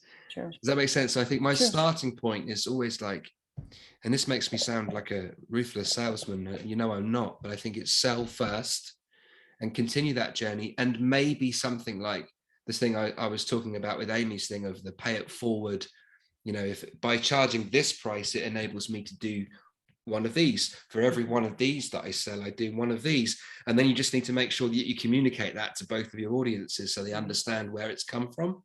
So actually, I'm donating some of my profit to this thing. I sold this piece of work to mean that I can come and do this project with you. So I think it's that way round for me. I think the more successful you are, the more people are going to value your work. Yeah. Does that help? Absolutely. Awesome. Thanks for your question, Amrot. It's great to see you. Cool. Right, I'm going to go back to the list of questions for a moment, folks. By the way, there's still quite a few people on. Are you expecting me to go till midnight? Because I'm probably not, but I am going to get through as many questions as I can, and I'm hoping that I've inadvertently answered some other questions whilst I've been kind of going through this stuff. So hopefully that's helped. I'm just going to go down the list and then for answer a few, then I'm going to go back up to the top where people have their hands, and then we will get to about 8. I would imagine the session this evening, folks, I'll probably have to go to about 8:30 before I have to take a lay down in the fridge. And then what I'm going to do is save the chat, and then I'll figure out with Halima, we'll probably put the answers to the questions that I haven't got to today. I'll put some answers in the business support group on Facebook. That seems to make sense as the best place to put it. But I'll chat to Halima about that as to how we'll do it. Where should we go next? So just having a look down the list, there is somebody called Tracy Montgomery. Tracy, are you still here? Because your question is the kind of question that I get a lot. I'm just seeing if Tracy is here. Or is she gone? No, Soji, you didn't answer my question quickly enough. I've gone out, gone shopping. Tracy is gone. Okay, I'll move on to the next one. Let's have a look at Walt's question. Walt's asked a question. Is Walt Hasler still on the call? It's suddenly gone into a seance, isn't it? Like, is Walt here? Walt, I can feel your presence, but obviously not well enough because I think he's gone. By the way, if I do read out your name and you are actually here and we just haven't found you, then just stick your hand up. Sheila M. Is Sheila M here?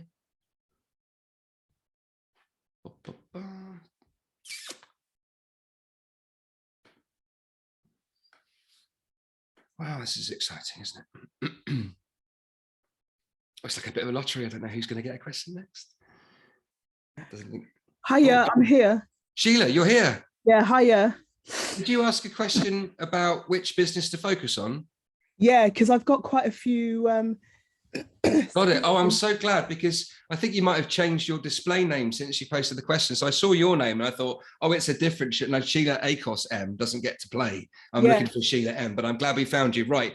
Yeah. So because your question was the same as Tracy's, and if I was a betting man, there'd be more than one person that's going, which business should I focus on, or do I even need to focus on one business? Tell me what's in your head as briefly as you can, Sheila, because I can already tell you've got loads of ideas. Yeah, so there's a few things. There are a few things. So there is something called Pro Clips. So people send me their products that they want to sell on Etsy and stuff. I take really nice photographs and videography, so little 15-second clips. So and then send the clips to them, send their products back to them if they want, and they can use that for kind of Etsy, Amazon handmade and stuff. There's a is this what you want me to say? The different things? Yeah. How actually, before you go on, Sheila, how many of those have you got? Business ideas, I mean. Not many. Okay. About 4 or 5. You don't even need to tell me the rest, but just give me 2 more, just so I get a flavour of where you're coming from.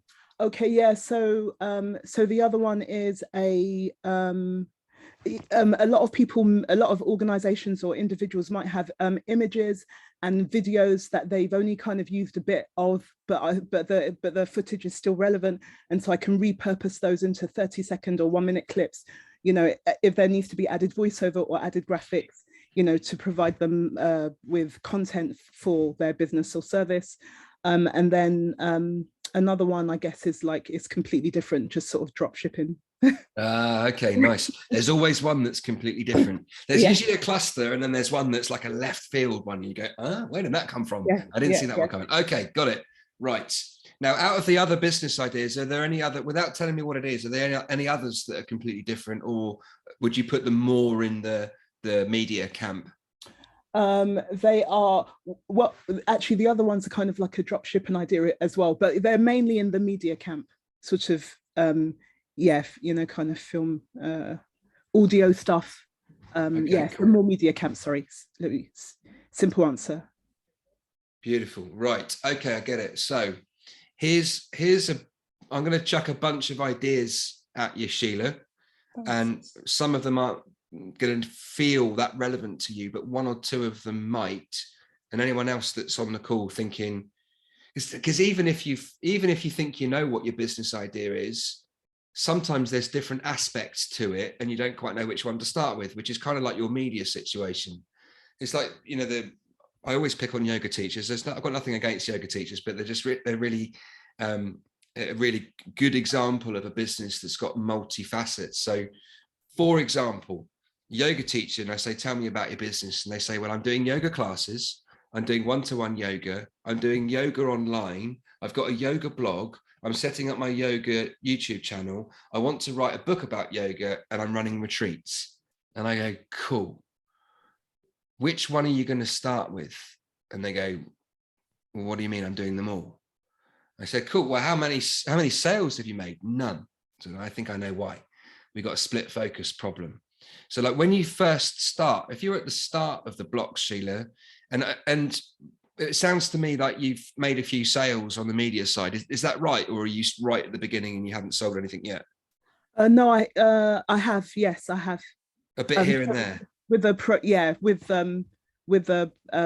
pro clip. So that kind of, you know, I made a little video for a lady who has a product on Etsy and did some photography as well for another person. Did she like it? Yeah, she loved it. Yeah. Did you like doing it? Yeah, it was great. Stop talking about drop shipping and do that. Okay. That would be my advice. Let me tell you why. And you might have a resistance to that. You know, shut up, Simon. I want to do drop shipping. But here's what happens. It doesn't matter which one you focus on. It just matters that you focus, right? It just matters that you focus, because as soon as you've got more than one idea rumbling around, you're less likely to make any of them happen. Okay. And I think and I'm not saying, you know, and I disagree with Gary Vee on this. Gary Vee always says, oh, you don't need to focus. You can have 20 things going. Well, that's really useful for a multi-gazillionaire with 28 businesses and 300 members of staff or whatever it is he's got. But when you're right at the beginning, I've got a different view.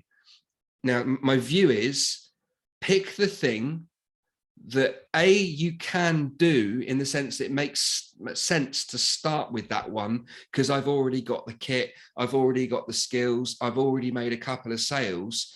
It sounds, because whatever activity you need to do in order to get your business to work, you have to do the same activity. It doesn't matter which business idea you pick. So you might as well start with the one that you're closest to nailing, as long as it makes your face do this. Yeah, it's great. Do you know, if you don't mind, do you know, can I just say one of the two things that seem to be blocking me? Yeah, go on. Yeah, and I think it's all in my head, but like getting a one-page website, like I bought I'm very good at buying, you know, as acquiring things, but then just kind of fulfilling it seems to be a bit of a palaver. Oh, me too. Yeah. So, you know, I signed up with a Bluehost. You basically described my whole life.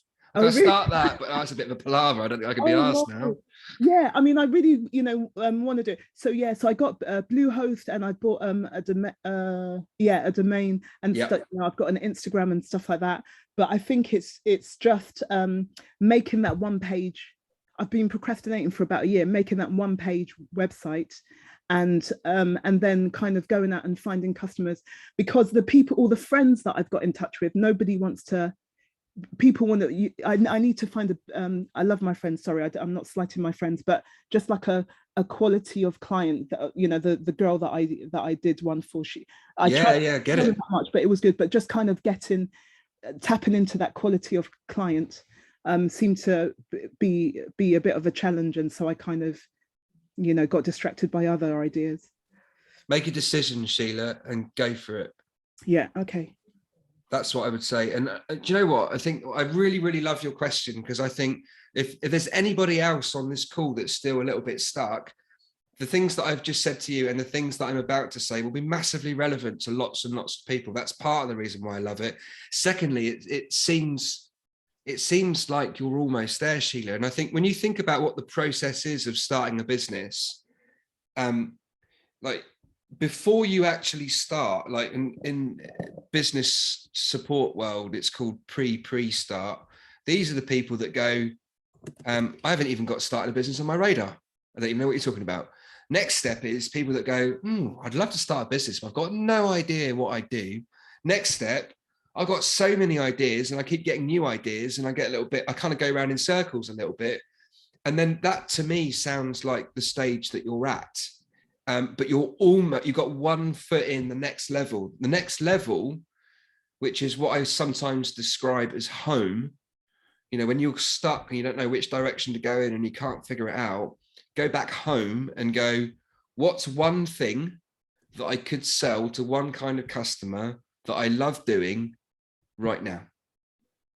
And I think once you've done that, Sheila, a couple of things are going to happen. Number one is you're going to make money.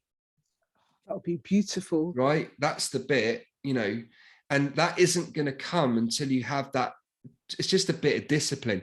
Now, what I've learned about business, it doesn't matter which business idea that you choose. You need different bits of discipline at different stages to get it over the line. You're going to probably need a one-page website for whatever it is you decide to do. So you might as well pick one that you're closer to starting and you kind of like doing. Yeah. There's less unknowns there. Do you know what I mean? Yeah. Does that help? That's extremely helpful. If I've joined the Facebook group, and if someone or if anyone sort of like vaguely remembers, just like ask me if I've done something, because I'm full of enthusiasm and sometimes I don't do stuff. And so like a little bit of accountability, is okay if people don't mind in the Rebel Facebook group, if they remember. I love that, Sheila. Now, Halima's Rebel Plus thing, every Wednesday there's a website group meetup.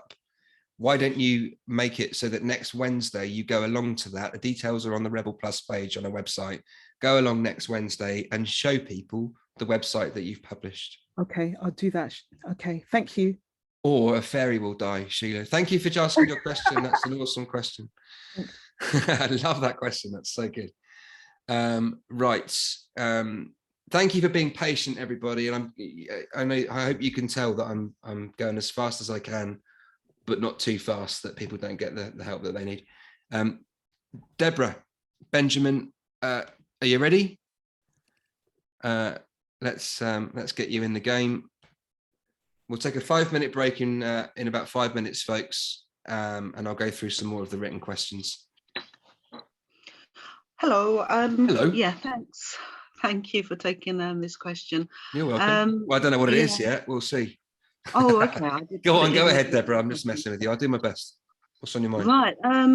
Yeah, I have at last gotten website, and I was looking forward to starting the marketing stuff.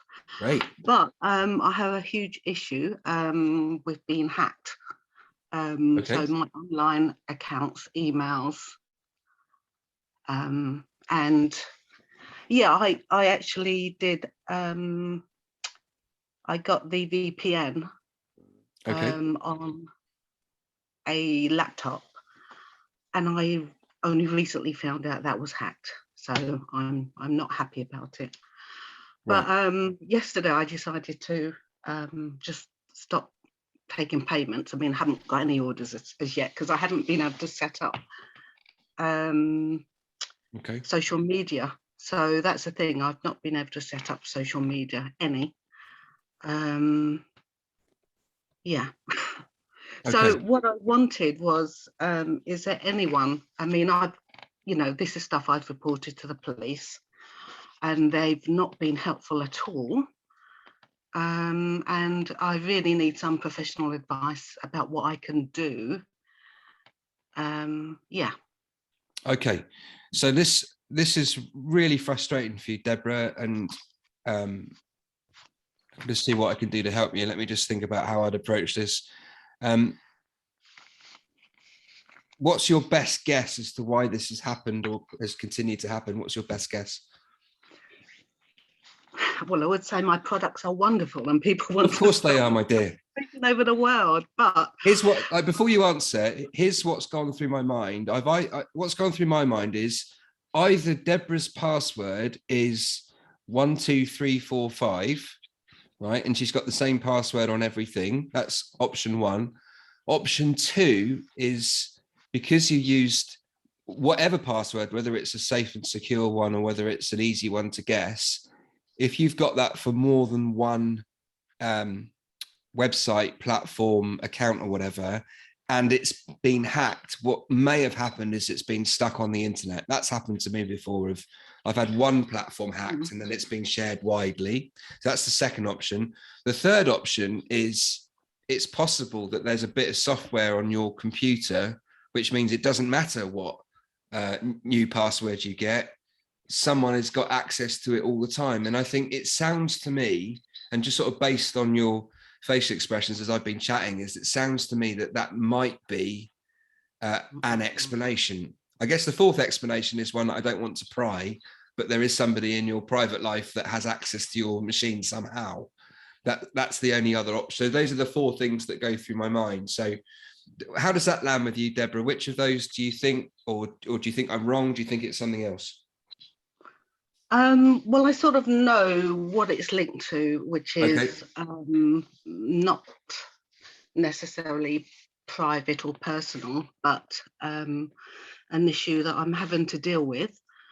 I have reported it to the police, action fraud. I've taken advice from various people, including the internet provider, mobile phone providers. So I've taken all those precautions. I'm pretty certain, well, this is not my view, it's a professional's view, is that it's not done via, it's done via scanning. So whatever I've done in terms of changing sort of access, it still happens. As I said, recently I got a brand new laptop. It's a Chromebook, and I didn't use it until I put a VPN on it. So I thought, wow, that's what I was advised to do. And it's still been hacked. So I'm a bit still in shock about that. Deborah, this is probably a bit outside of my domain expertise-wise. What I'm going to invite you to do is to stick a post in the support group and see if there's anyone there that knows someone that has those skills. We have got a couple of IT experts in the group. You never know, they might know someone. I think, if this was... the things I can't do is join the Facebook group. That's because of that. Yeah. So it's really difficult. I can't do WhatsApp. That's really frustrating, Deborah. Yeah, it's very frustrating. Yeah. So for me, I think the next step, Deborah, here's a way forward. If I was in your position right now, struggling to sign up for a new account for anything, worried that my stuff's going to be hacked, here's what I do. I'd set up a different email address from a different computer and start again, whether go to the library, borrow someone else, or whatever that might be for you. I think that's the next step. So at least you can be connected and get some help on this. I'm afraid I don't have the tech skills or knowledge to be able to support you with that one, but I'm going to encourage you to go to a machine that is one that you can use, that's not yours, and just start again under a different name and just experiment with that and see what happens. Well, yes, I will. I have done, that's been problematic as well. There's other things that I will do, but obviously if I'm going to do something online, then I need to have access to that. For sure. I need to. I think, Deborah, I've got one other bit of advice for you. My other bit of advice is to, and I know it's frustrating, and I bet you've been in shock and really frustrated with it. Be like a dog with a bone with this. Do not let up until you've got what it is. It's easy for this sort of thing to trample on your spirit a bit. But, whatever it takes, citizens' advice. I know it sounds like you've got some personal stuff going on, civil injunction, something like whatever route it takes, just keep going. And maybe there's someone in the community that can support you through citizens' advice or something else. Is there any professional, IT person who or company or whatever that may have more information. Yeah, there's loads of them, Deborah. I'm not sure it's an IT thing based on what you've said. Do you know what I mean? It might not be purely IT. There might be something else going on. You know, so I don't get what you mean. I guess what I mean is, if it's just something that you said a minute ago about there's something else happening that might be linked to this issue. Oh, right. Yes. Yeah. No, definitely. If it's if it's purely an IT issue, this is what I'd be doing. I'd be finding someone in the community first. You know, you'll find someone in your local IT shop that knows more about, you know, mobile phones than all of us put together, that maybe they could offer something. But my thoughts are someone local, somebody who knows someone, somebody in the support group, somebody in your mobile phone provider.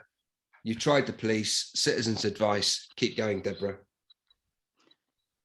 I'm sorry I can't offer any more support than that at the moment, but I will ask the team, and if we come up with anything else, we'll add that to our list of stuff that we can point you towards. It's not something that we know how to deal with. I'm much better at business things than IT things. My team would tell you, Deborah. But I hope there's a train of thought in there that might help. I'm sorry I can't be more helpful. Okay. And I mean, just a final question. I mean, I just thought I needed to, you know, not encourage anyone to send their personal details to my website. I mean, I take it that's a correct thing to do in this circumstance. Yeah, I think if you want to protect your customers' details and you're worried about the security of your website, it seems to make sense that until you've solved that you switch that bit off, solve it, and then switch it on again. Okie dokie. All right. Thank you.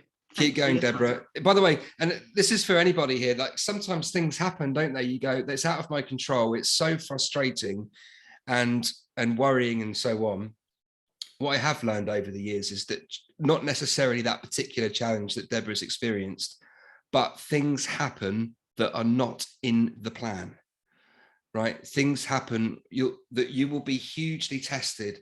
And I can't tell you how much of a test it's been over the years for me. Like I had a go at business in 2003 and I on and offed it for 10 years before I got some really good results. And in what I thought was that entrepreneurship was going to solve all of my challenges and put me in control of everything. Oh yeah, it does that, but you just swap the problems. Like instead of the problems that I was going to have, I've got different problems and they're bigger. And I think, you know, I've been to a dark place and back more than once over the last 10 years. And it has been when things have felt like they're out of my control. One of the things that I've learned that's helped me to deal with this stuff is focus on the things that you can control. Focus on the things that you can do rather than the things that you're stuck. And as a starter for 10, you know, what can I do? What thing could I do next that might make a little dent or a little impact? And then we can keep moving forwards. So I'm just going to jump off now, have a quick 5-minute break, folks. I'm going to finish the session at 8:39 and 4 seconds. So what I'm going to do is, whilst we're having a break, I'm going to read through these things. I'll see you at 12 minutes past 8, folks. See you in 5 minutes.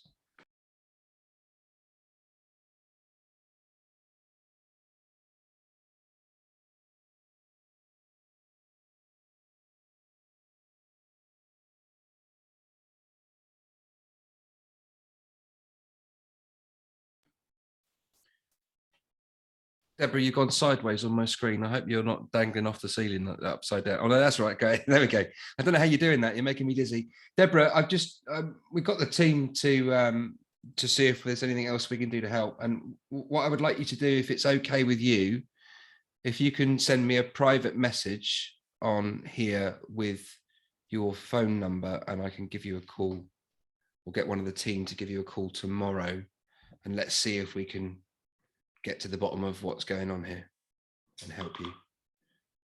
Would that be okay? If you can send that to myself or to Ewan, and we will get in touch with you tomorrow and figure out what's the next move. I get the impression, Deborah, you've been busy. You've had lots of people messaging you and trying to help you figure it out. But yeah, we'll call you tomorrow. All right, yeah. Wear your fingers out. all that typing. Right. They're dropping like flies now, folks. 60 of us left now. It's only us toughies that stay in the game. I've actually got a foot spa under here. This is why my energy is so good today. I've got a foot spa. I've just had my nails done to go with my new eyelashes that Helena gave me yesterday. Okay, right. Let me go back up the chat, folks. Okay, so if you have typed your question in the chat, here's what I'm going to ask you to do, folks.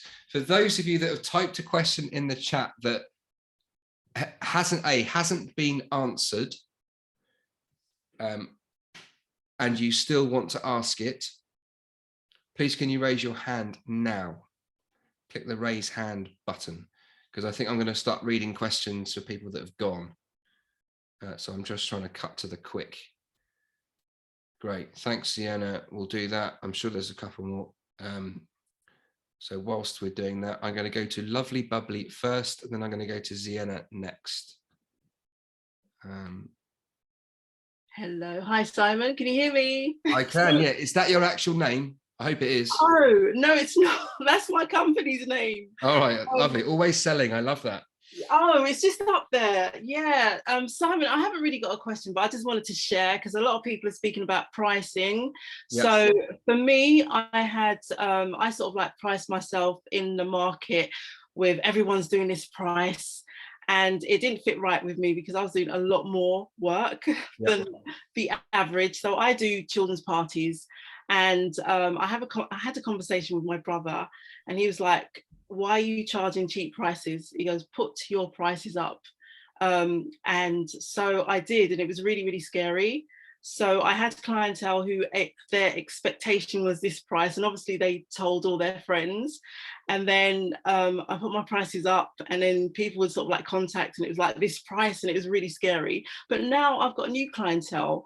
And I like my clientele. I would sort of like say, go where the money is, because you're here to make money. So I sort of like, you know, I knew I've got a DNA of who my target market is, and it fits right with me because people do contact me. My prices are not on my website, so they contact me, and I've got sort of like, it's called Adobe Sparks. It's linked to the prices.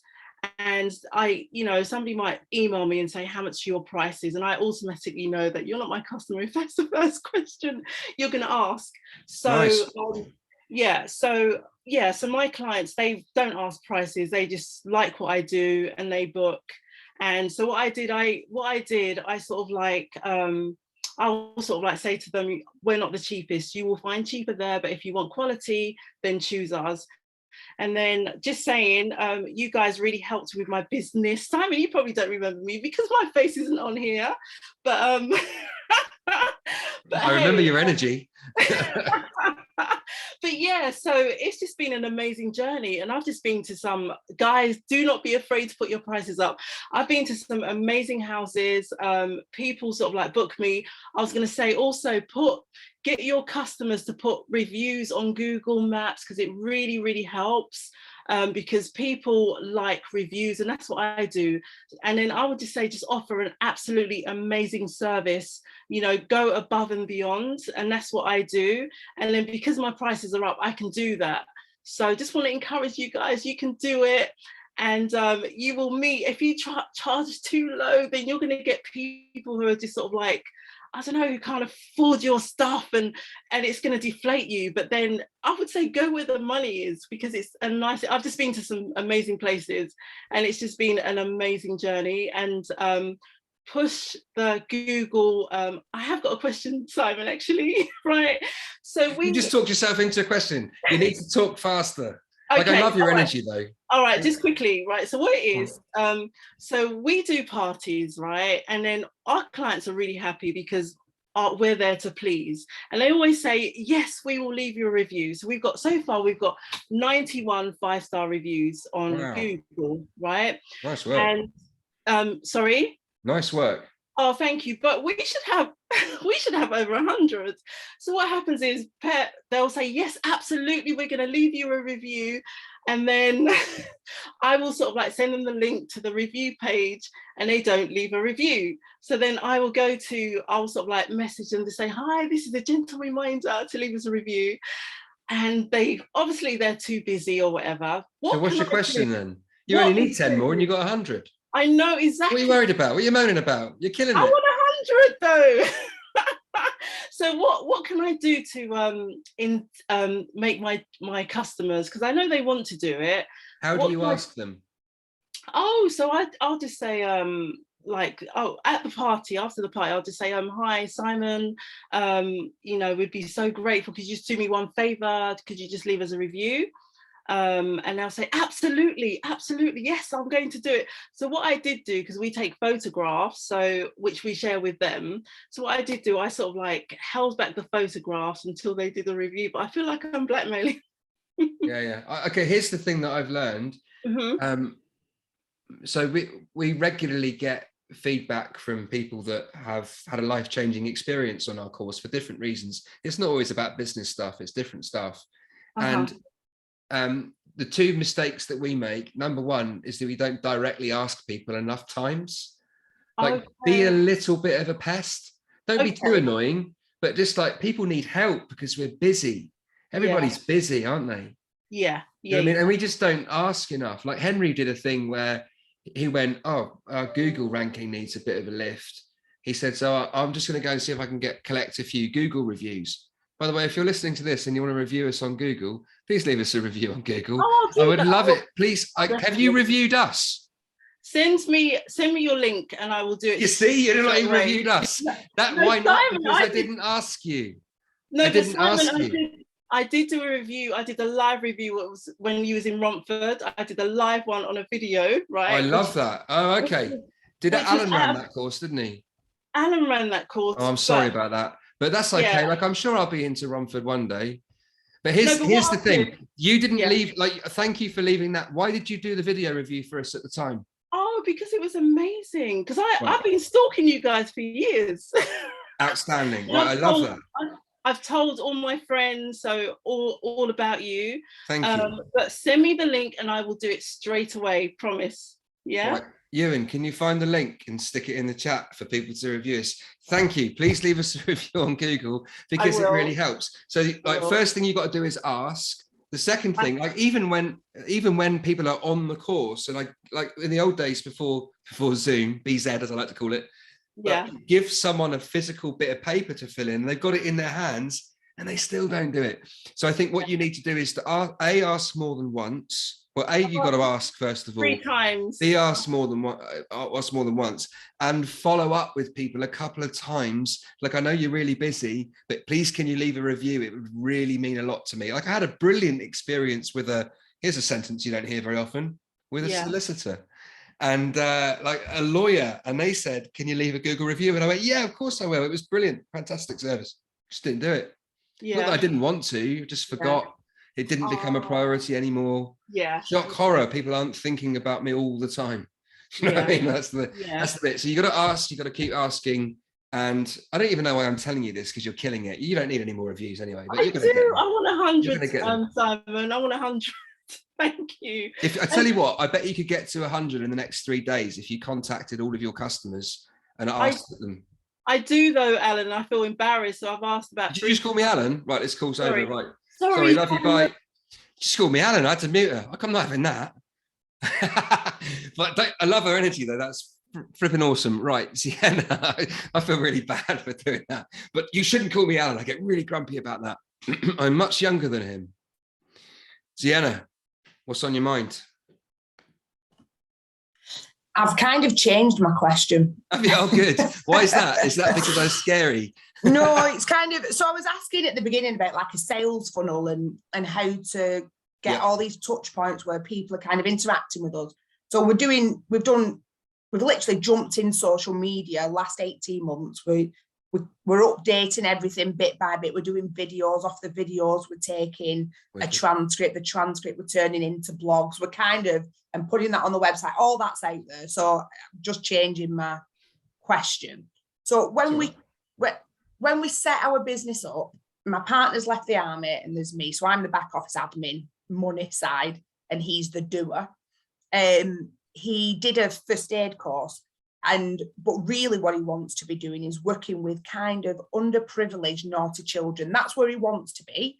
He was a regimental sergeant major, so he's got a lot of experience in kind of working with and bringing up through the ranks the soldiers. He's retired now. That's what he wants to do. But at the beginning, we focus on the first aid. We got that up and running. That's now, we're known for that now. We're getting bookings for the first aid. We actually, with you in mind, set up a free CPR pop-up school for primary schools. And that got us into primary schools. That got us, we give every little kid a sticker. All them little stickers went home to 400 parents. It's getting us out there. That marketing bit is fantastic. And the CPR and the first aid courses we're known for.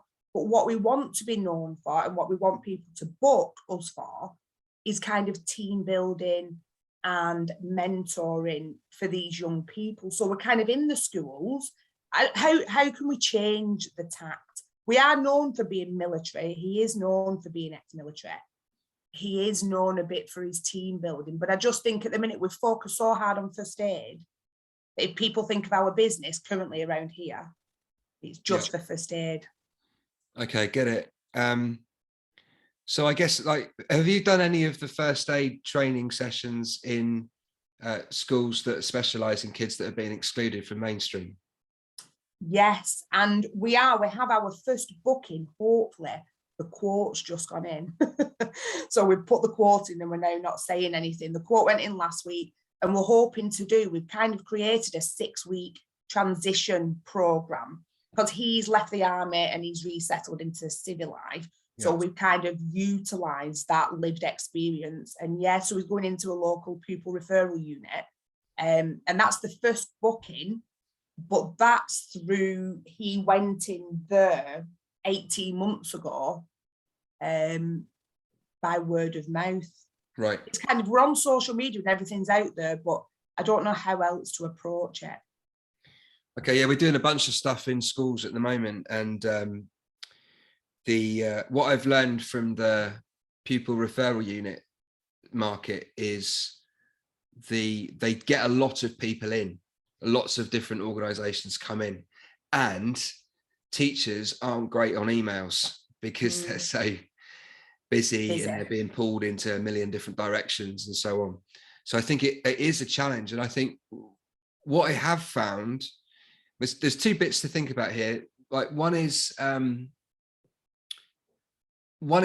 because you're starting something, I'm a massive fan of a free taster, right?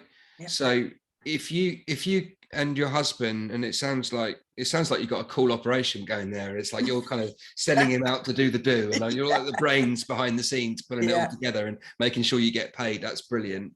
I'd be thinking of it as a sort of a freebie taster kind of model, and there's no substitute for phone call, email, follow up with another phone call, be a little bit persistent. But the great thing is when you're going with something free, you can go, look, hey, we've been doing this work with first aid. We've got, a well-seasoned expert military guy that's getting great results, engaging kids, especially those kids that are at risk of exclusion or already have been excluded. We're great at that stuff.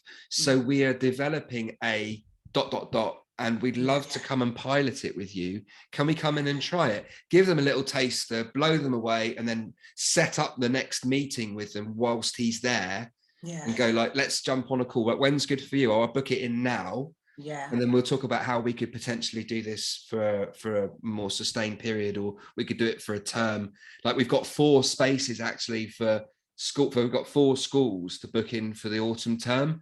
We've only 4 spaces. So I want to make sure that I've had such a great time here and I think it would be great for you. Would you be interested in one of those 4 spaces?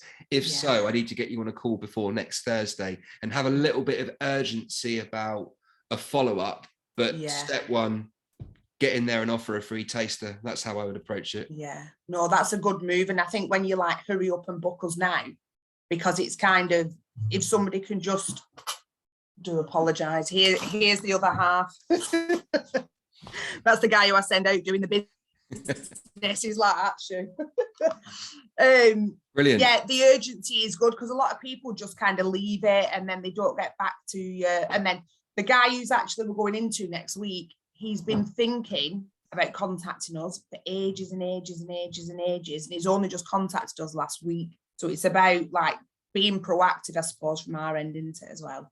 Yeah, it is. I think if it was me, one last thought, Sienna, only because we've been doing this in Birmingham recently, is do a bit of a pincer movement. So go direct to the schools, but there's also another network, and probably in your area as well. Whereabouts are you in the country?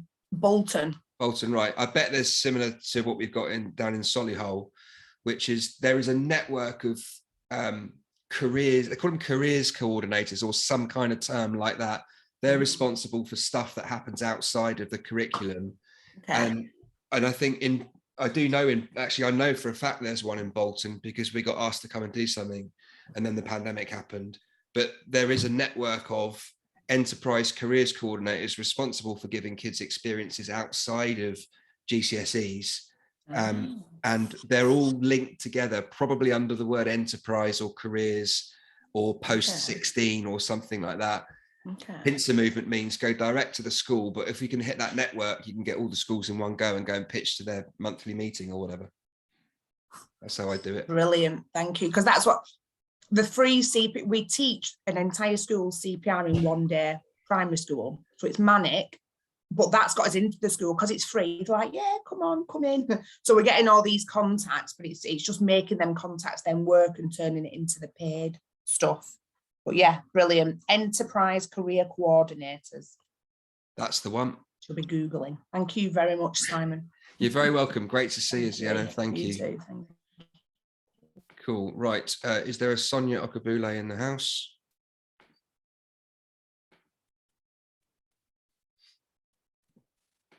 Are you still there, Sonia? I am Yes. here. I'm here. You know when you're panicking, you're pressing all the wrong buttons, and it's like, oh god, the phone fell down, and then I was like, oh no. All right, thank you so much, Simon. How are you? Yeah, I'm super good. Thank you very much. Yeah. So I definitely need a question, but it's probably something that I would probably have to speak to you about later on. When you get a 5-minute in between somewhere. But I was on the verge of pivoting the business again, because you know me, I gone from, when was it the first time I came? Was it 2019 or something that I... Something like that. Yeah, something like that. It's been a while, hasn't it? Has. So yeah, so the business has definitely taken so many turns from there. But anyway, it's business development that I'm getting to that point now where usually, because I've tried to run so many different businesses, and you guys were my last resort when I came to your course. And I'm also now at the business at the level where I usually am at crossroads of how to push it, how to give it that extra oomph to push it forward. So that is the point that I'm in now. And I'm just finding I'm a bit static or running on wet sand, more or less. Yeah. Is that because you're not earning the money that you want? Is that because you haven't got enough customers, or is it something else? I think it's a combination of both, really. I'm not earning the money I want, and I haven't got enough customers. So I probably have to think about either one or the other, don't I? Now that I've said it. So it's either I'm not earning enough or I've not got enough customers. Yeah, I think your thinking is spot on, Sonia. Do you remember I said earlier on in the call, like the different stages of running a business? You go, not even on my radar, loads of ideas, one idea, I've started something and I've made some sales. Great. Now you're at the next bit, which is sustainable growth. Yes. That's the next bit. Now, there's a few different ways of thinking about this.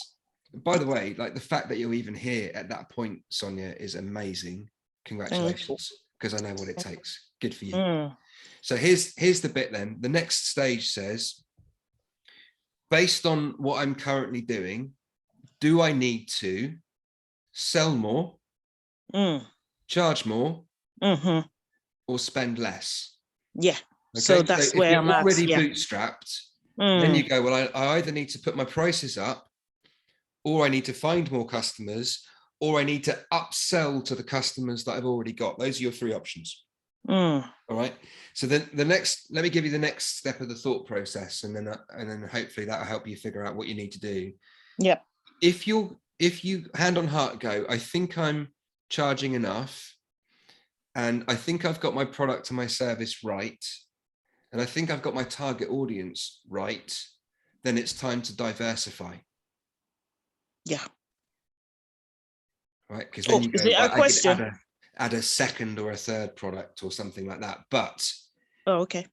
Or and then we'll talk about what more customers looks like. But if you're not charging enough, and or you haven't got your product or service quite how you want it to be yet, the more sales you make, the more pressure it puts on the situation. Like, this is like one of the challenges that we faced a few times over the years growing.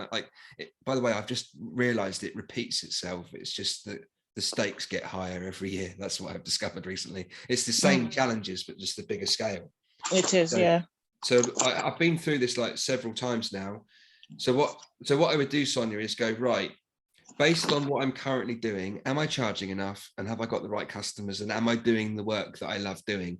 If the answer to all of those questions is yes, then we move on to the next stage. If it's no, fix that first, and then we'll have a chat about it later. Right? If you go, no, I've kind of got the product right, I think I've got the price right, then it's a combination of things. It's like, can I find, like, here's the easiest way of doing it. Can I find something else to sell to the customers that I've already got? That's the first stage of growth. Because what happens is, we've made the mistake so many times over the years, where we still do it now. If I'm really honest, it still happens now. We put all of our effort and energy into getting new sales. We actually should be shifting that energy to making sure that we've got all of the opportunities maximized from the customers we've already got, because it's a lot easier to sell to someone who's already bought from you, because they already like you. Yes. They already like your stuff. Yeah. So before you even think about new customers, is my operation right? Like, I'm enjoying the product, and am I making sales at the right price? If the answer is yes, what other products or services can I sell them? Do that first before you go into go and find new customers, because finding new customers is tricky. That's where a lot of the effort and energy, and that's where the time cost sits. You can have 10 customers and be making 20, 30 grand a year if you've got a different set of products to sell them. Do you see what I mean? Yeah, because I have got, the product is getting well known now, and I'm in 3 shops at the moment.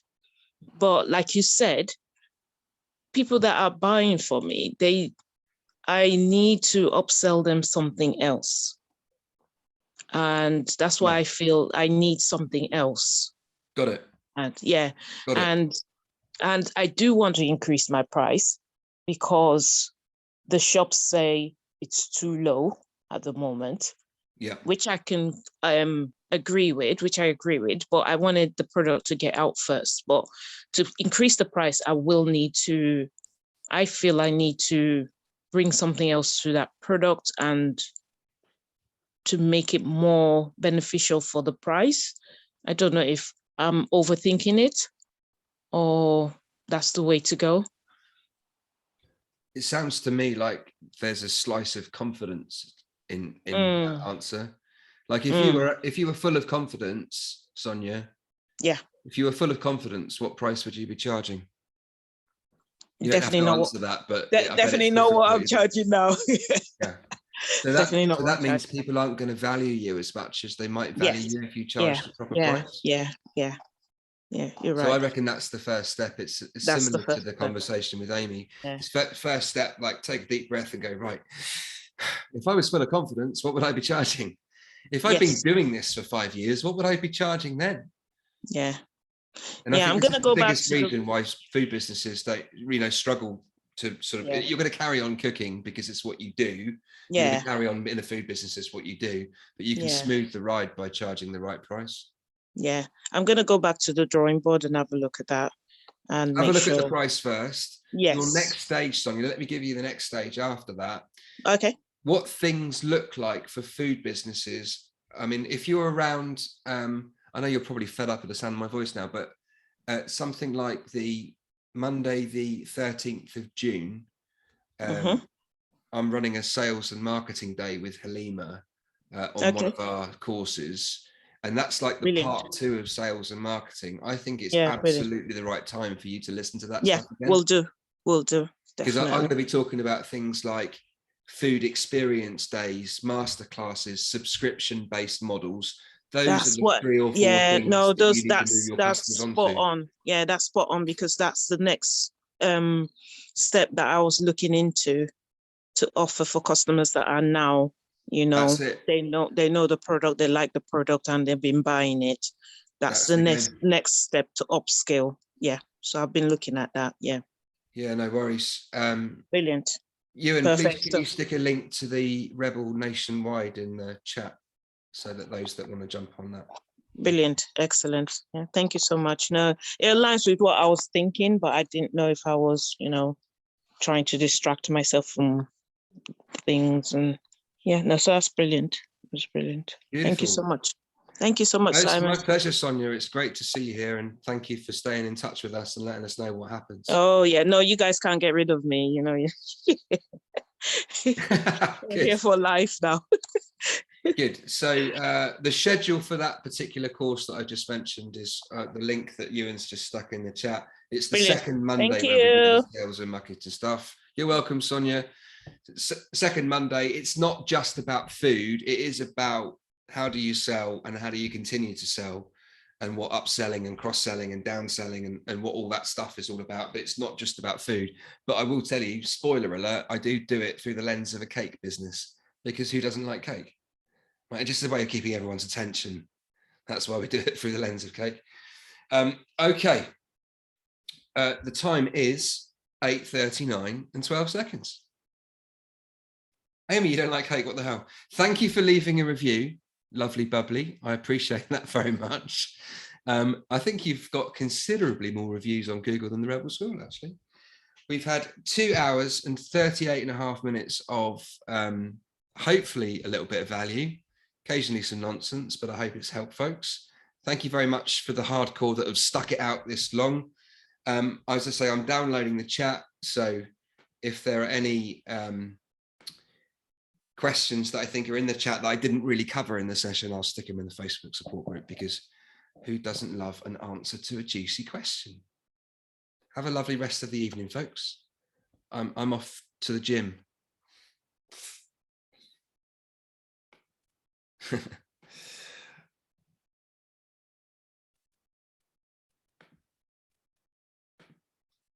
Ewan and Halima, could you just stay on for me? We'll just have a quick chat at the end. Bye, everybody. Thank you for coming. Love you. Bye.